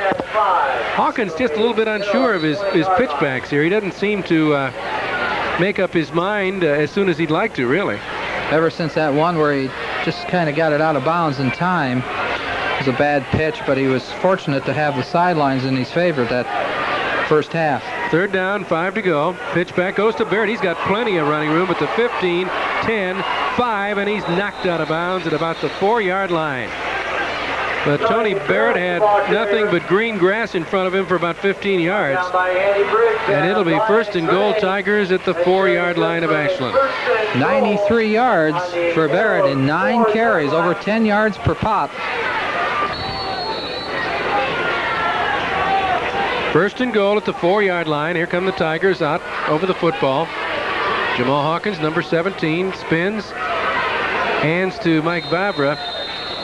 He's down close to the 1-yard line before the defense of Ashland kind of collapses in on him and brings him down. 1-yard line. Second and goal from the 1. Here comes Jim Mayer with the play. And if I had a guess right now, I'd say watch number 29, is it? I think that's the one, Barrett. Well, I'm looking for 39 Johnson. Let's see what the call is here. The spin, Vavra dives over, touchdown. Well, we had 2 shots at it, and there were 3 men in the backfield, and the guy that we didn't pick got it, but touchdown Mike Vavra. The sophomore fullback jumps into the end zone, and the Tigers go up 18-3, and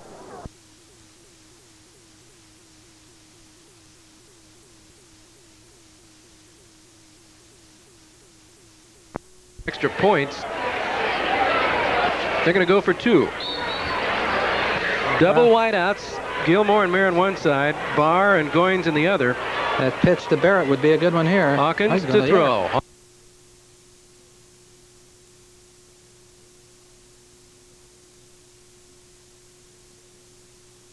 So the Tigers come up with 2 extra points, and the score moves to 20 for Mansfield Sr., 3 for Ashland.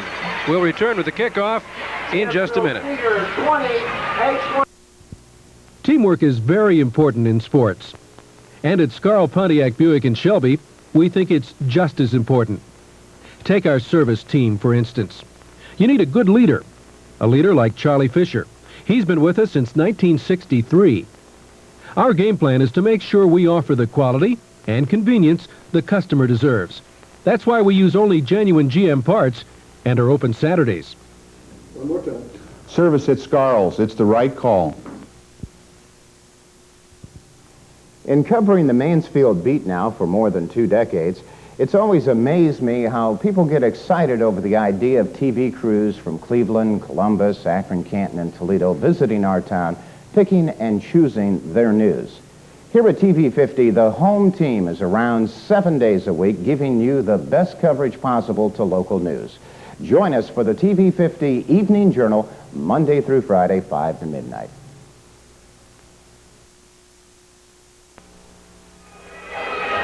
Well, Mike, Tigers just come out, drove 80 yards without any problem whatsoever with a second-half touchdown, and we're ready for the kickoff. And it's Hawkins to do the kicking. And Cedar waits for it at the 7. Cuts to his right, 25, 30. Got a hole. 35, 40, and he's out to the 47-yard line. A good return of 40 yards by Tim Cedar. Tim Cedar returns the kickoff.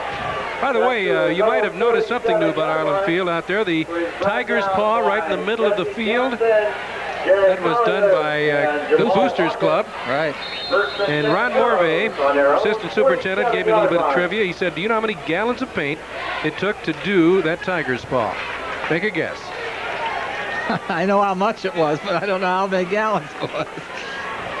Dan Johns, our cameraman, says 15. It's 19.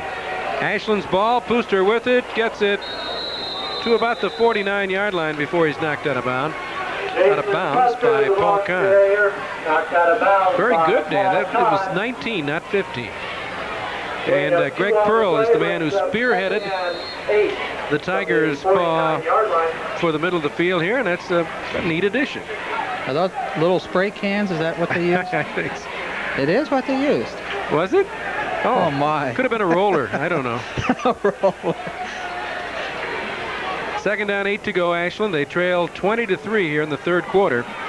Mansfield just scored on an 80-yard drive. Pass over the middle is complete to the wideout on the far side, and that is number 81, Aaron McKinley.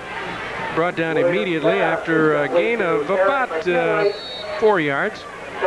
Maybe 5. Going to bring up a 3rd down and 3 with 6:43 left here in the third quarter. The Tigers in command, 20-3 over the Arrows.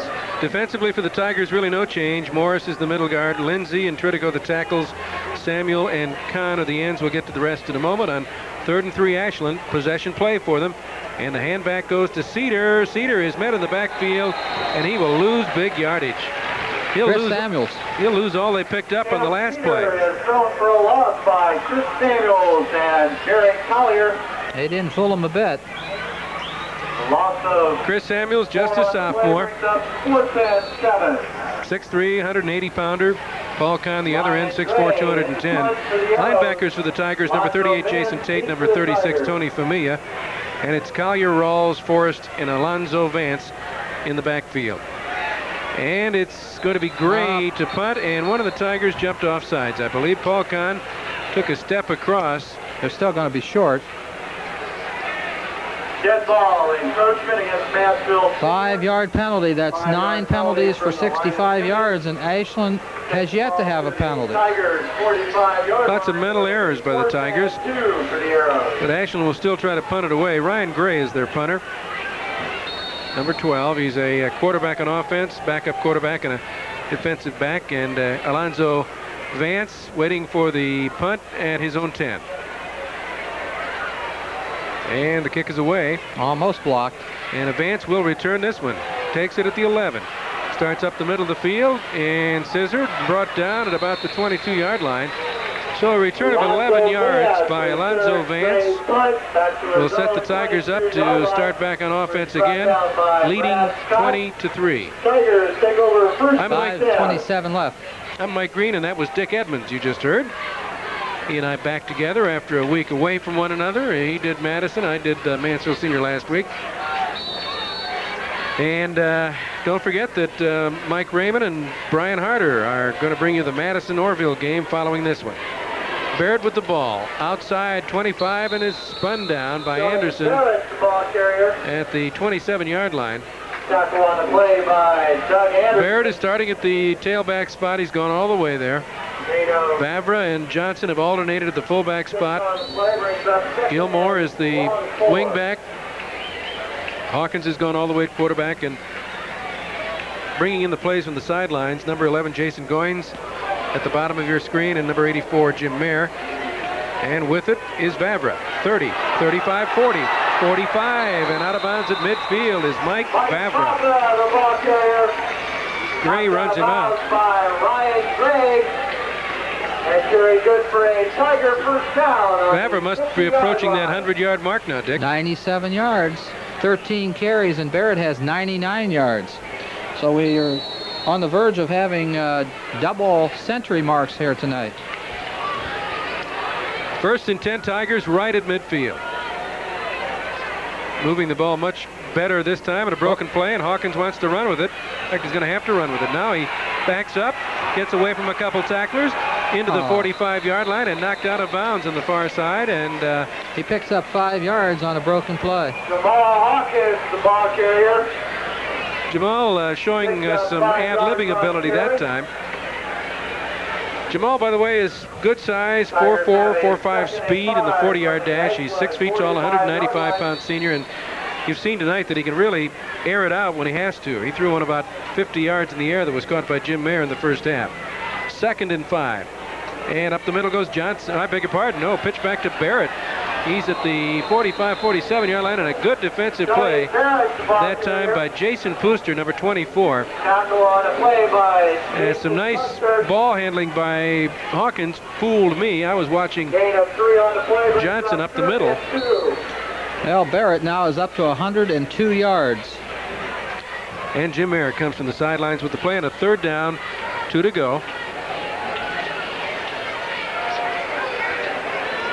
And they come up.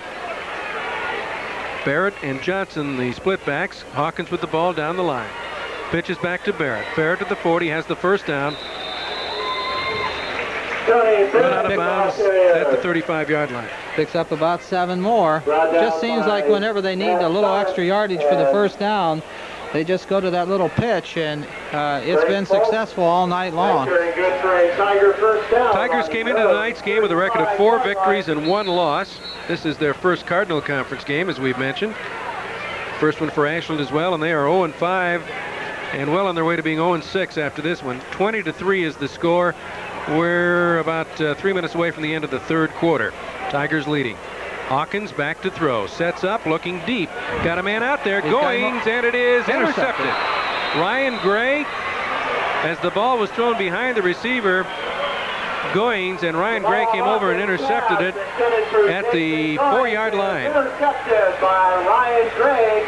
Not only the first incomplete pass for Jamal, but an interception. Oh, he completed it. It was just to the wrong side. That's right. My mistake. I stand corrected. Ashland takes over. Just threw it a little bit behind him was all. Their own 4-yard line. Again, I remind you, the second game of this TV50 Sports weekend, the Madison Rams in Orville. Brian Harder is going to have the play-by-play for that one. Mike Raymond will be there to supply the color, as Ashland picks up very short yardage on a first down run by Brian Markham, or Ryan Markham. He's number 22. He's a 5'9", 180-pound sophomore. Quickly, well, we're at It's a 3 senior, minutes. pardon me. Go ahead. 3 minutes left in the 3rd quarter. Time is ticking away here. 2nd and 8, Ashland. Trailing by 17 points. And again, right up the middle goes the man, I believe it was Markham again, although I'm not sure. It was Ryan Markham. Against the ball carrier, stopped by the middle of the Tiger defense. So it's 3rd down and 4 at the 9-yard line. Well, you'd think they might have to put the ball in the air here, but they have not been too fortunate with the forward pass so far in the ballgame. But let's see what they do here on 3rd and 4. Williams is still the quarterback, number 15. Pooster and Markham in behind him, and he's going to throw. And the long throw is way over the head of everybody. Alonzo Vance was the closest man to it. The closest arrow to it was number 17, Paul King. Flag on the play. I don't think we mention the Tiger assistant coaches often enough, but we'll just tell you that head coach Steve Gilbert is assisted by Fred Kell, Steve Helbert, Dick Winbigler, George Andrus, Bob Duncan, Greg Nicolai, Jim Bishop, David Menard, and Robbie Andrews. Well, that penalty was against Ashland, but was refused, bringing up a 4th down and 4 at the 4. And that means that Ashland will be backed up. You got to wonder if the Tigers might be coming to get an easy 6 here. Well, as many penalties as they've drawn, I'd be surprised at that, and because they should get very good field position, and they've been moving the ball pretty well. Alonzo Vance waits for the punt from Gray. He's standing, Vance is, at about his own 44-yard line. Gray is in his end zone. They're not coming after it, at least not too aggressively. Ball hits at the 40 and is down by Ashland at the 47-yard line. 1:51 left in the 3rd quarter. The Tigers in command 20-3 over the Ashland Arrows, and they have the ball in Ashland territory once again. Wouldn't be surprised if we see some of the substitutes, the backups, get some playing time in this 4th quarter, if the Tigers can move it in for a score this time, especially. And with the ball is Vavra. Vavra's across the 100-yard mark now as he takes it inside the 40 to the 36-yard line. And another 1st down. 11 yards, and he now has 106. So he has 106. Barrett has 109. Quite a tandem. 19 first downs. Clock moving. 1:35 to go here in the 3rd quarter. Mansfield Sr. 20 and Ashland 3. Senior has the ball. And with it is Vavra again. Vavra's got good, well, he started to have good running room, but then the hole closed in a hurry. The man who came up to make the tackle was number 11. And that is, well, we'll check it out here. Number 11 is Wade Miller. I'll pick up 4 yards, 2nd down and 6. Ball at the 32-yard line. Hawkins on the keeper. Hawkins moving up, breaks a tackle at the 30 and runs it out of bounds at the 25-yard line, and he just seems to add that little extra acceleration just as somebody gets close to him. Yeah, it's like grease, you know, it just seems like he's just covered with grease. No one can hold on to him. 1st down, the 16th rushing 1st down for the Tigers, the 20th of the game. Let's stop the clock with 56 seconds to go in the 3rd quarter. Tigers moving at will right now. As they come over the football, with it is Vavra. Vavra to the 25, 20 into the 15, and finally dropped at the 14-yard line. Matt Thomas, Gray and Anderson helping out, but not before he picked up another 1st down. Got him for 122 yards and 16 carries. Clock moving down to 42 seconds now in the 3rd quarter. 1st and 10, and diving over the middle is Vavra, and we may have had a fumble. It looked like somebody was diving for the football, but apparently Mike Vavra held on to it. Mike Vavra, the ball carrier. Might have picked up a yard. And we might have time for one more play here in the 3rd quarter. Goins comes in with the play from the sideline for the Tigers.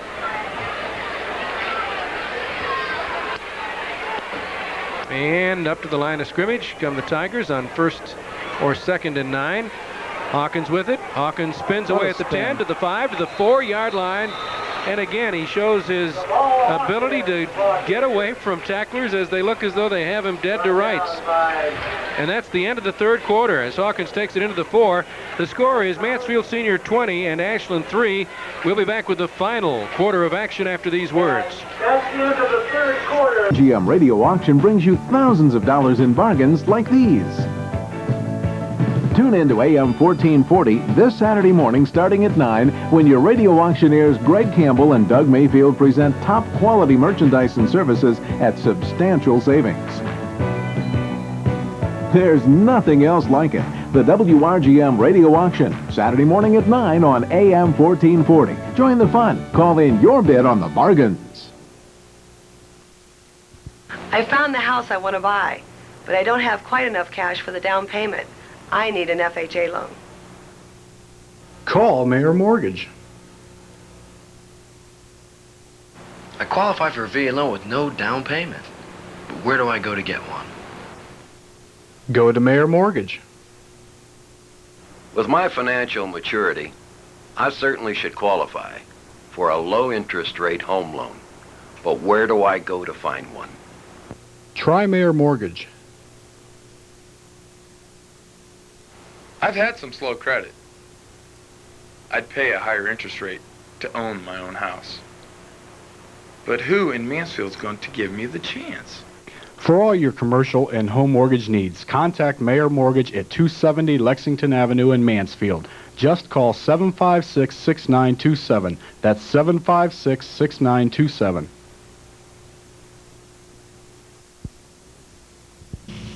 Impatience, a flower that takes a lot of water and a lot of shade.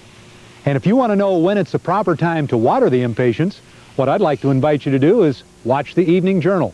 Hi, I'm John Badenhop. I'll bring you weather all evening long on the Evening Journal twice an hour. We'll give you the exclusive 5-day forecast from TV 50 for Mansfield and surrounding area. Watch us, won't you? The Evening Journal, Monday through Friday.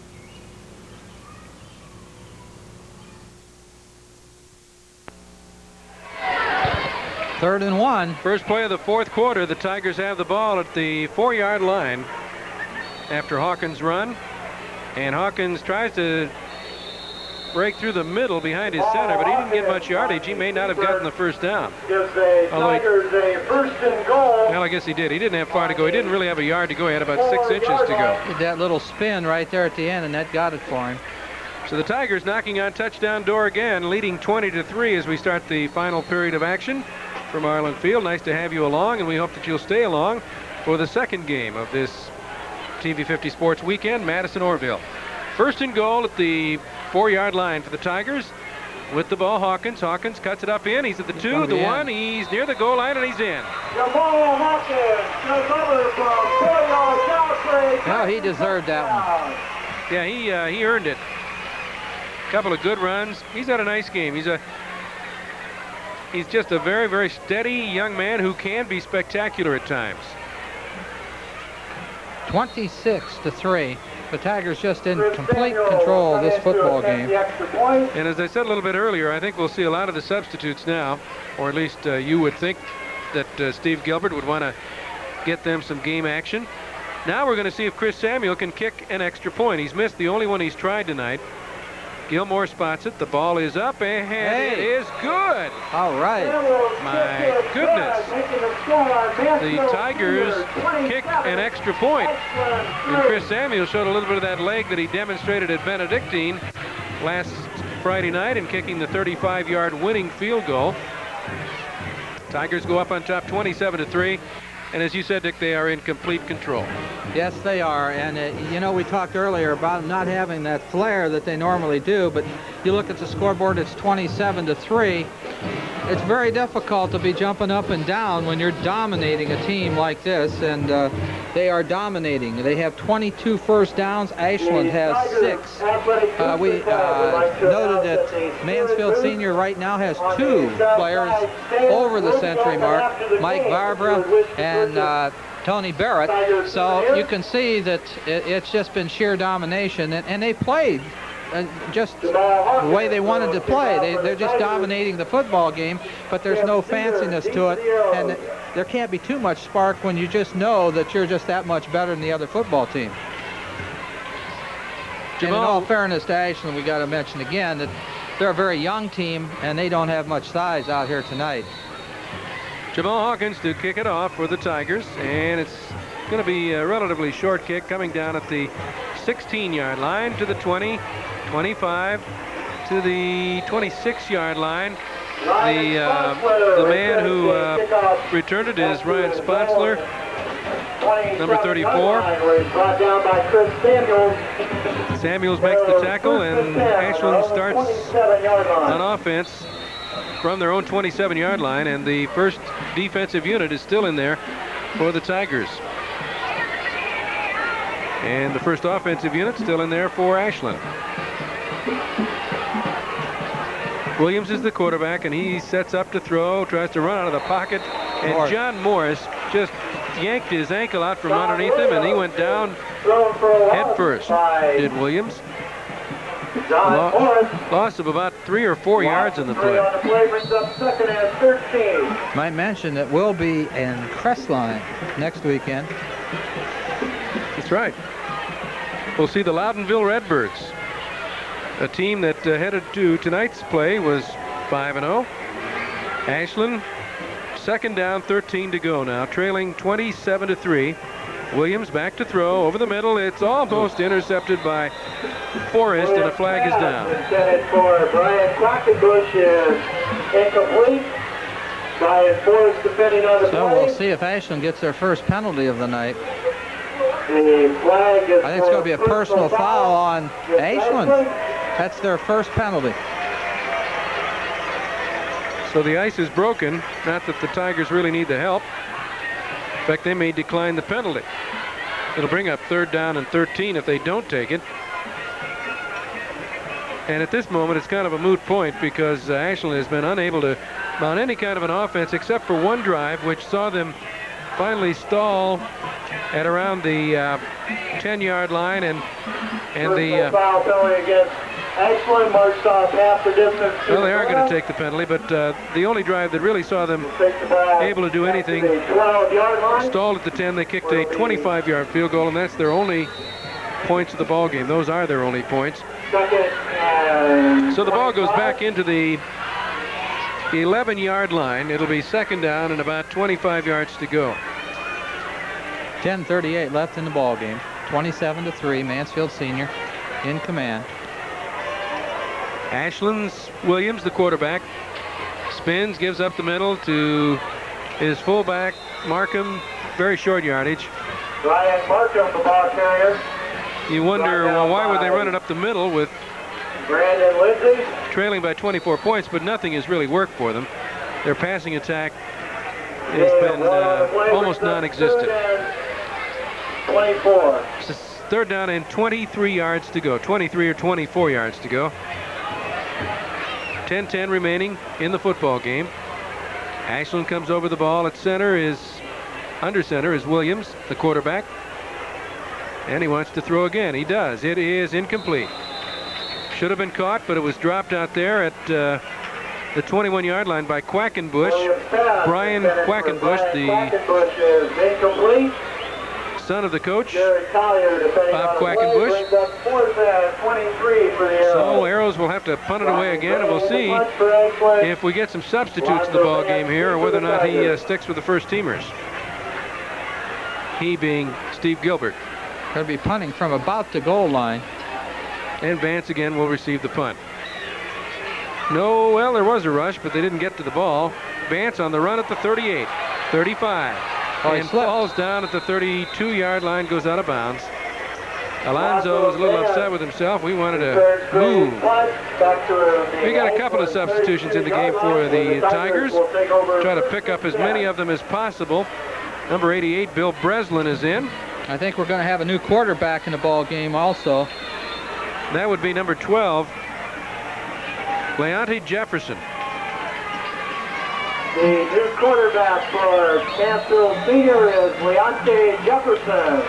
Jefferson is a sophomore, listed at 5'5" and 135 pounds. Looks a little bit bigger than that. We'll try to, as I say, pick up as many of the substitutions as we can as we go along here for the Tigers, who are leading in the ball game by a very comfortable margin of 24 points with a little over 9 minutes to go.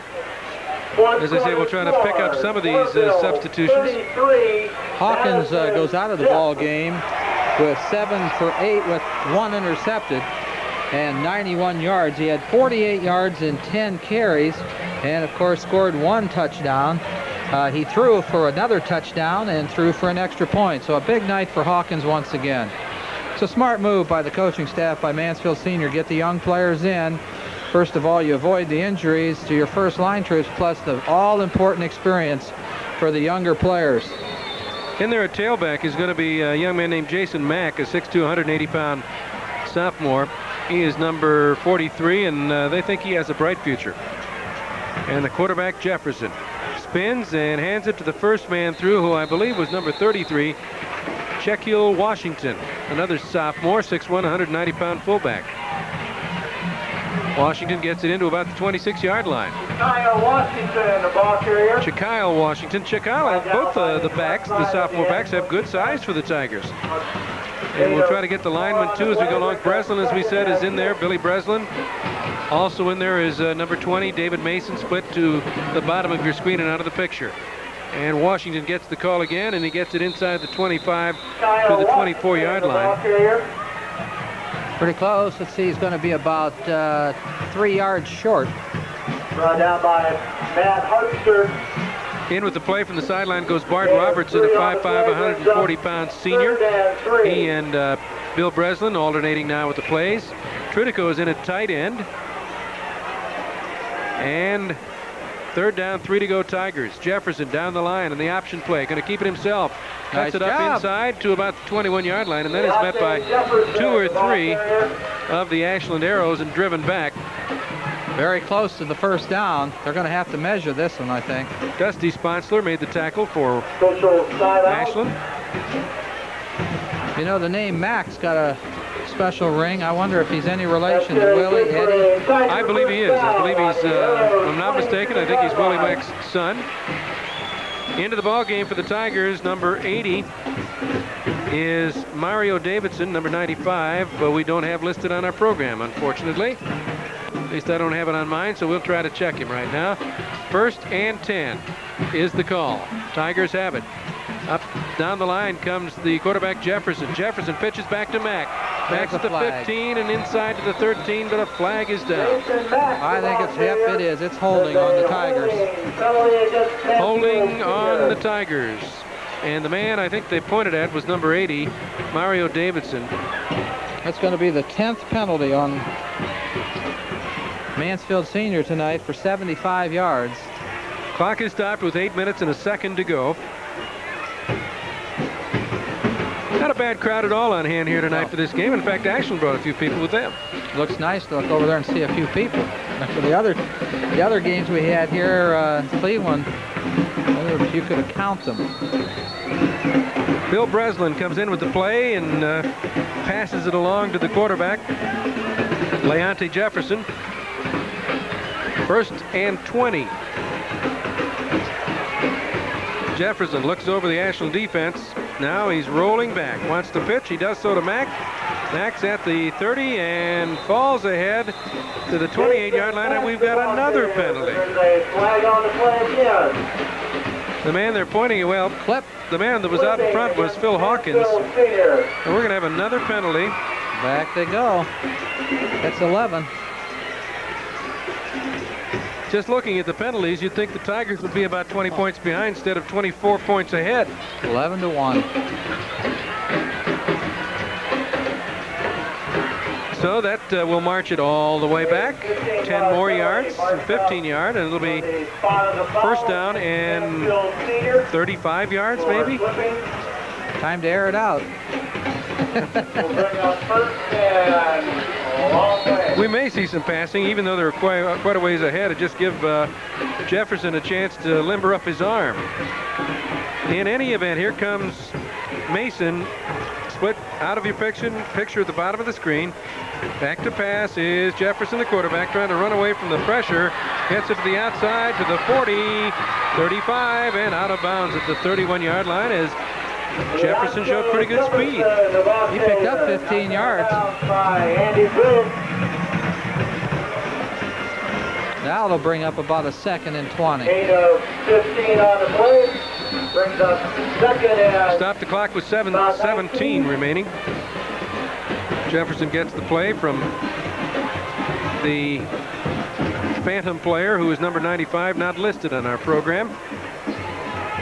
Mason split bottom of the screen, handoff to Washington, big hole at left tackle, into the 25 to the 24-yard line goes Shaquille Washington.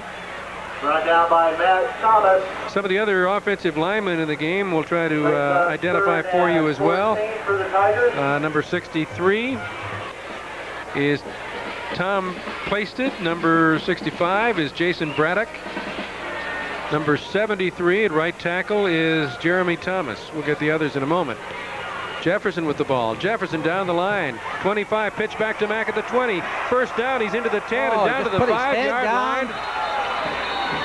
And we have another penalty. Oh, no. Another penalty. Tritico is really hearing it from Steve Gilbert because he's going to cost them a first down. Yes, he ran right down to him.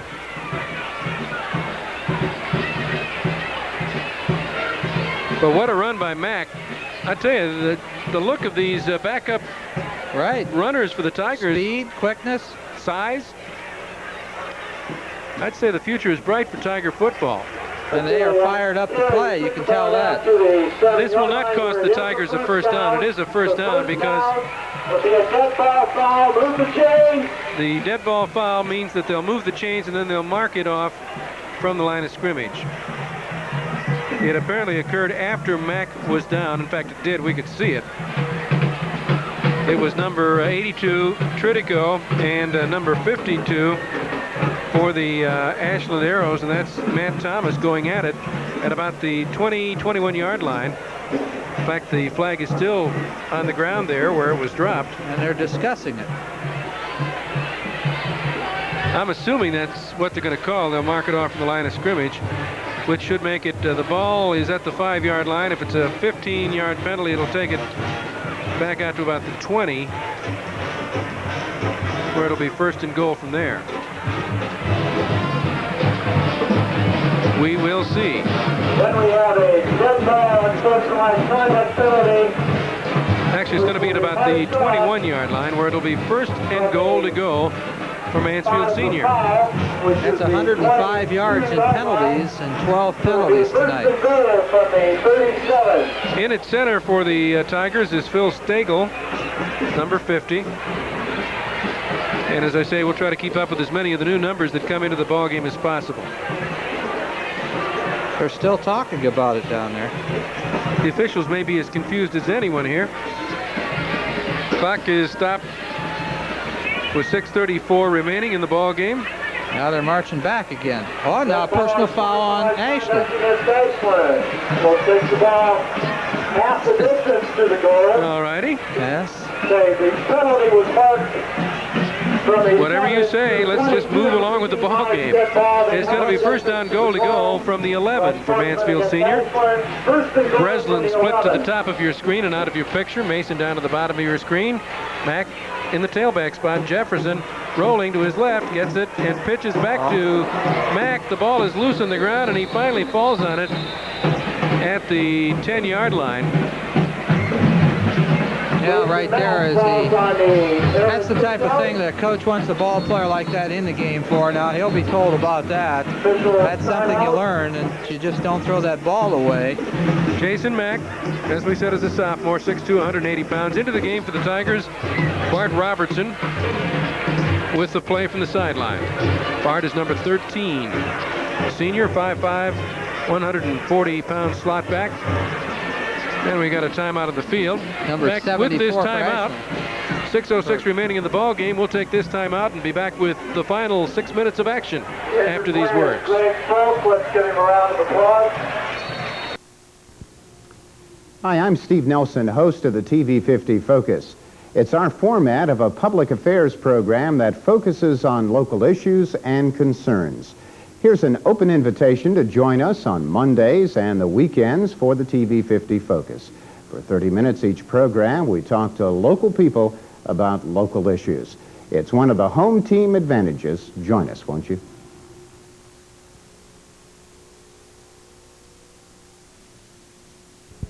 So we put in this new furnace, and our bills are really... Now? Exactly. Must be a Lennox. Get up to $400 cash back on selected Lennox heating and cooling purchases. Get $400 in savings bonds or $200 cash back on selected purchases with Coil. Commitment, value, respect. 3 reasons why people keep coming back to Joe Bear Plumbing and Heating. Discover the Joe Bear difference and see what quality really is. Attaboy, Dave. And they got back to action a little bit quicker than we had expected here at Ireland Field, and the handoff was given, or Eddie Ballard was the man who tried to get the handoff and dropped it, had to fall on it himself. So the gain was only 1 yard. Third and goal from the 9-yard line. Third and goal from the 9. Mack comes back in. Also into the ball game, Washington, the fullback.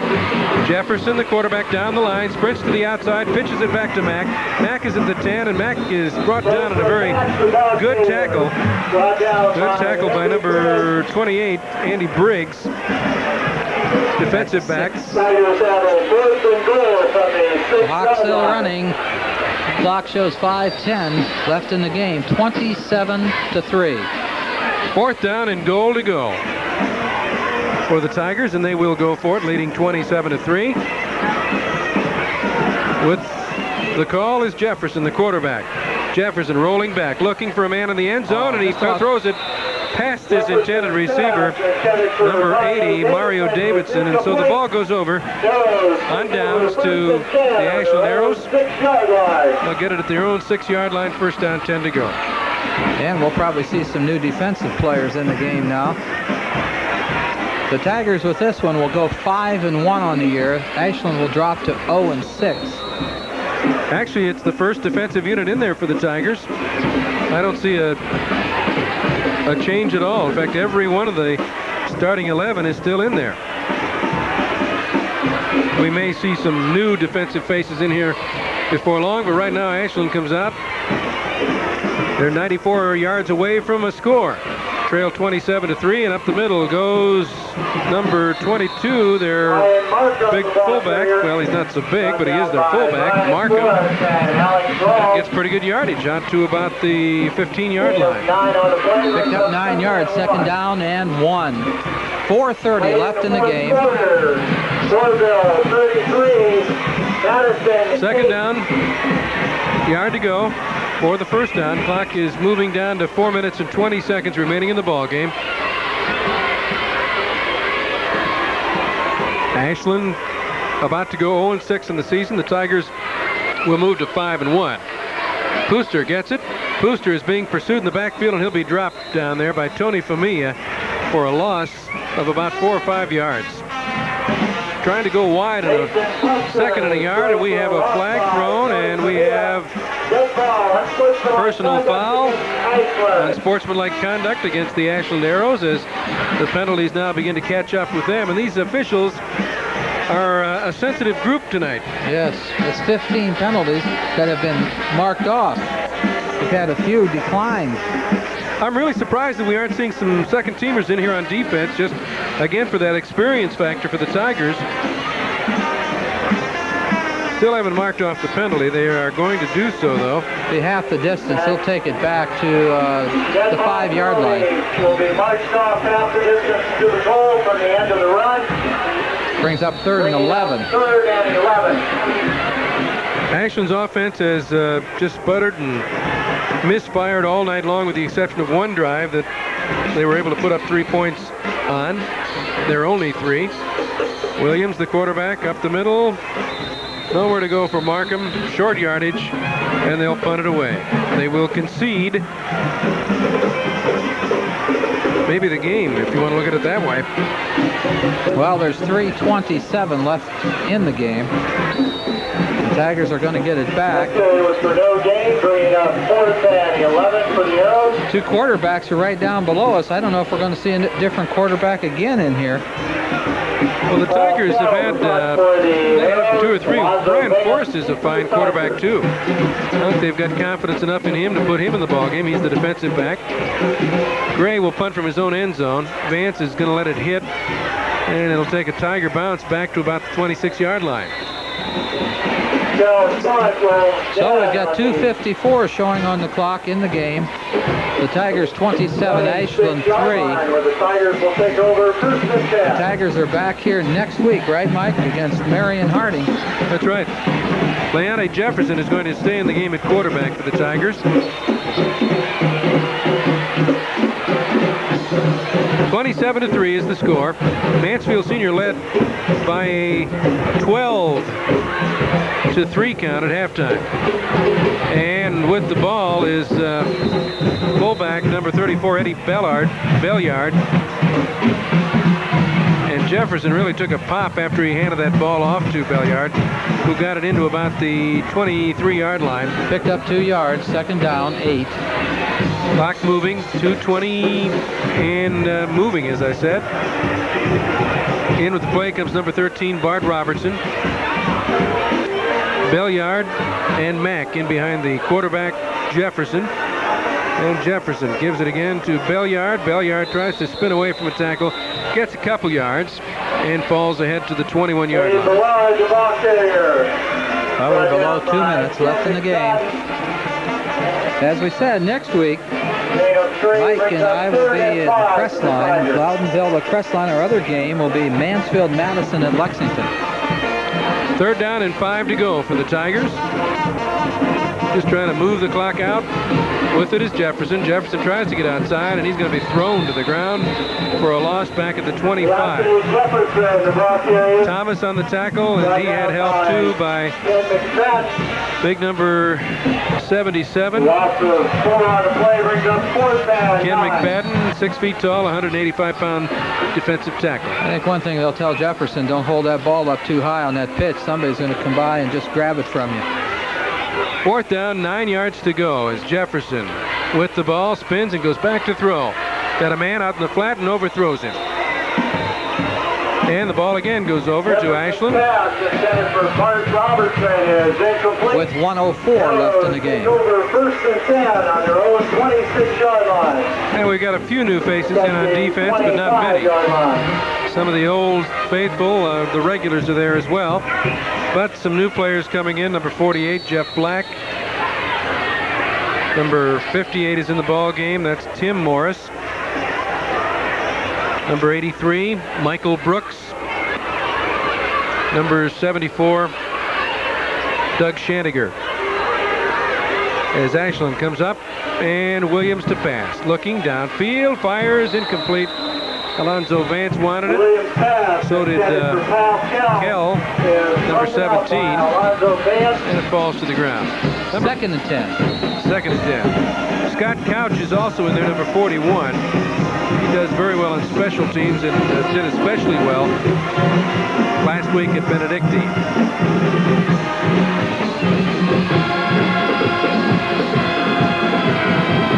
2nd down, 10 to go, Ashland. Tiger band strikes up with the victory song.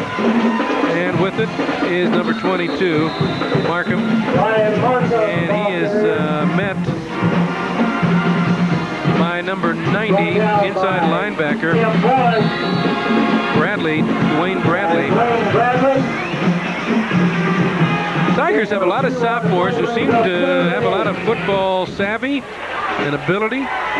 So I think that, as I said earlier, the future looks bright for Tiger football. They're getting better as the year goes along. And Mike, tonight, they've piled up 444 yards in total offense here tonight. 353 yards on the ground. And they've got 24 first downs if they don't get the ball back again. Another penalty on Ashland. So that's a lot of yards. And, of course, both Barrett and Vavra went over the 100-yard mark rushing tonight. That has to make Coach Steve Gilbert happy. The 5-yard penalty will bring up a 3rd and Second game on TV 50 Sports Weekend will be Orville Madison with the clock moving at 18 seconds to go in the ball game. This may be the last play. As Ashland comes up, Williams pointing to his wideouts. Maybe wants to tell him to just go deep, kind of like you used to do in the old backyard ball games. And they go deep, and he hands it up the middle, and you can chalk this one up as the 5th victory of the season for the Mansfield Tigers. As the whistle blows, the gun sounds, the bands strike up, and the players head to the middle of the field to congratulate one another. Mansfield Sr. wins this one by a score of 27-3, and their record now 5 wins and only a single loss, and that by a single point. Cleveland Collinwood beat them by a score of 7-6, but they totally dominated Ashland. Right, and you can just take a look at the final stats. As we said, 444 yards for Mansfield Senior night, 353 on the ground, 91 in the air. Ashland finishes with just 69 total offensive yards. Of that, 18 rushing. So the Tiger defense just completely dominated Ashland's offense tonight. And Mansfield Senior's offense, they just moved the ball when they wanted to, took advantage of everything they could. They even overcame penalty problems. A total of 12 penalties tonight, 105 yards, and still completely dominated this football game. The leading rusher tonight was not Sherman Johnson, had 24 yards in 5 carries, but the leader was Varvra. Mike Varvra had 123 yards and 17 carries. Tony Barrett had 109 in 12 carries, and really playing a great game also was Jamal Hawkins, the quarterback, 48 yards, 10 carries. He had 91 yards in the air, 7 for 8 with 1 interception, and he scored a touchdown, threw for another touchdown, and also threw for a 2-point conversion. A great night for Hawkins. So the Tigers go up 5-1 on the season, and they get ready for Marion Harding next, and it looks pretty good for Tiger Town. Sure does. Steve Gilbert has to be very happy at this point in the season. And the Ashland Arrows, while they're disappointed, obviously have to realize that a young team gets better, they grow up, get some experience, and maybe this is their year to gain that experience, and it'll be something they'll remember, that's for certain. Next week, as Dick told you, he and I will be over in Crestline along with Dan and Gogi, and we'll be with the Loudonville Redbirds and the Crestline Bulldogs. And the other game next week will be the Madison Rams and Lexington. Tonight, Tigers just totally dominated. There's not much more to add to the fact that they weren't up against the best defense, but anytime you can pile up the kind of yardage they did, the coach has to be happy. Right, offensively, just too much experience, too much size for Ashland, and I think it was the same story defensively. Mansfield Senior's just a superior team this season over an Ashland team that's young and inexperienced, and with every game, like we've talked about before, Mansfield Senior's just getting a little bit better and a little bit better, and you got to watch out for teams like that, and if they can overcome these penalty problems, that's probably the big thing that the coaching staff's going to try to solve, as well as their kicking problems. They'll be right there.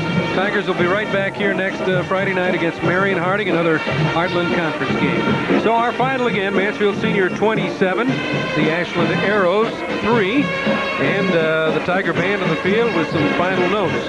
We're going to turn it back to Brian Harder, and he'll have some between-game comments, and then he and Mike Raymond will have the Madison versus Orville game as part of TV50's Sports Weekend. Brian?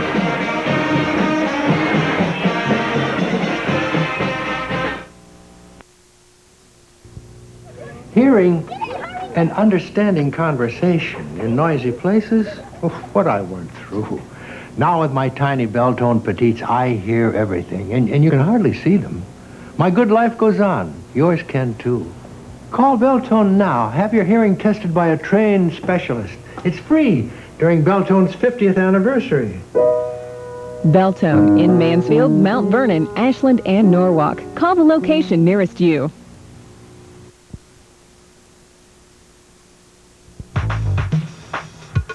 Justin's Art Carved Studio 1. Visit Duncan Jewelers for your class ring, cause Duncan's got just the thing. If you're in town or at the mall, Duncan Jewelers is the place to see it all. Area high schools, if you want to be cool, go straight to Duncan's after school. A wide selection, sell prices too. Duncan Jewelers has the class ring for you. For the best memory of your high school days, go to Duncan Jewelers, cause it really pays. You know, there's lots of great entertainment here in the Mansfield area. Everything from stage shows to concerts, art exhibits, special events, and of course lots of movies too. Hi, I'm Roger Price. Join me for my entertainment reports as part of the Evening Journal on TV 50. And best of all, for my reports, you don't need a ticket.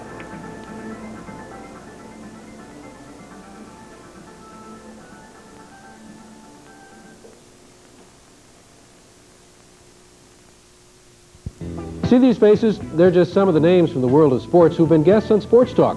I'm Mike Green, and I serve as host to connect you with our in-studio guests who will do their best to answer the sports questions that you have.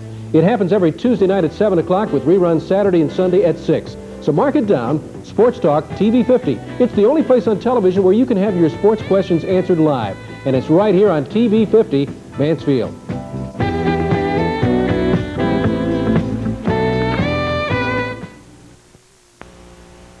To the Tigers as they move to 5-1 on the season. Mike Green was able to do something the Arrows defense couldn't do. Catch up with the Tigers running backs. Well, the Tigers had 200-yard-plus rushers tonight, Mike Vavra and Tony Barrett. And, you know, I mentioned at the beginning of the game, you started a little slow. Were you a little bit flat to begin the game, Mike? Yeah, I was just waiting to see if they could hit and all and see if the holes would open up. And me and Sherman were alternating, so I had to wait for my chance to when I was going to be in there full time. So, how about you, Tony? Did you feel a little flat? Yeah, I started off flat. Yeah, I had to see if they could hit or not. And then I seen they couldn't, so I picked up the intensity and got with the job. Now, you got a lot of your yardage on the pitchback from Jamal, and there were a couple of times there when I thought it was very close to being a forward lateral. Well, yeah, I would say so too. Was there one time especially when you thought, oh, are they going to throw that flag? Yeah, I did. Mike, you get a lot of your tough yardage up inside, and you're not a real big guy. What's the secret? Getting to the hole quick because it's there at the beginning, and after a little while it'll close up. So if I get there quick, it'll be there. Now, you started the last, I think it's 3 games, Tony, right? And I think you were kind of hobbled by injuries early on, were you not? Yeah. What was it? I had an ankle injury and a shoulder injury. They both healed 100% now? Yeah, I'm ready. And you seemed to limp a little bit after one of the plays tonight. Did anything happen? Well, I got a broken bone in my toe. That's why I haven't been playing. Well, that's why I didn't play 2 weeks ago. And, yeah, it bothers me when I get hit, but you got to play. You know, you guys have to be pleased because it's the kind of a season where I don't think anybody really picked you to be 5-1. I know they didn't before it began. Have you surprised yourselves at all? Well, a little bit we did, but we know we can do it. You know, we surprise a lot of people instead of us. We surprise a lot of people. And, of course, with each win, you got to get more confidence, right? Yeah. You're just a sophomore now. I mean, let's face it, coming into a program, anytime you're a sophomore, you got to have a few questions about, hey, what's this all about? But I think the first game you got over 100 yards that night, Mike, and it's been uphill and along, other than the broken toe, all along. Yeah, when I read the newspaper at one time, it said that we were going to be a throwing team, and I wasn't really real sure of that, but I guess we're an all-around team now. I mean, we got the defense playing good and the offense, so. We'll take tomorrow off and Sunday off and get ready Monday for Marion Harding. No, not tomorrow. I'll come and work in the weight room Saturday and get ready for Marion, winter homecoming game. Tony Barrett, Mike Vavra, nice game. 2 of the Tiger stars, both over 100 yards, as the Tigers win 27-3. Thanks, Mike. Let's take a look now at some of the other games from Friday night. The Lexington Minutemen, who can be seen next weekend here on TV 50 as they host Madison, recorded an impressive 14-0 win over a tough Marion Harding squad. Willard improved to 6-0 in the season by defeating Bucyrus by a score of 12-7. It was Shelby over Bellevue by a score of 10-7. Gallion won their second game in as many weeks, downing Upper Sandusky by a score of 27-14. It was Tiffin Columbian over the Norwalk Truckers 20-6. The Ontario Warriors continue to go through a rough season, losing to Fredericktown 10-7. And the Crestline Bulldogs rebounded from an overtime loss to Fredericktown last weekend by defeating Colonel Crawford 16-7. As TV 50 Sports Weekend continues, we'll talk with Madison head coach Dana Woodring about the Rams matchup with Orville. That's game 2 of our doubleheader. But first, let's check the rest of the scores from Friday night.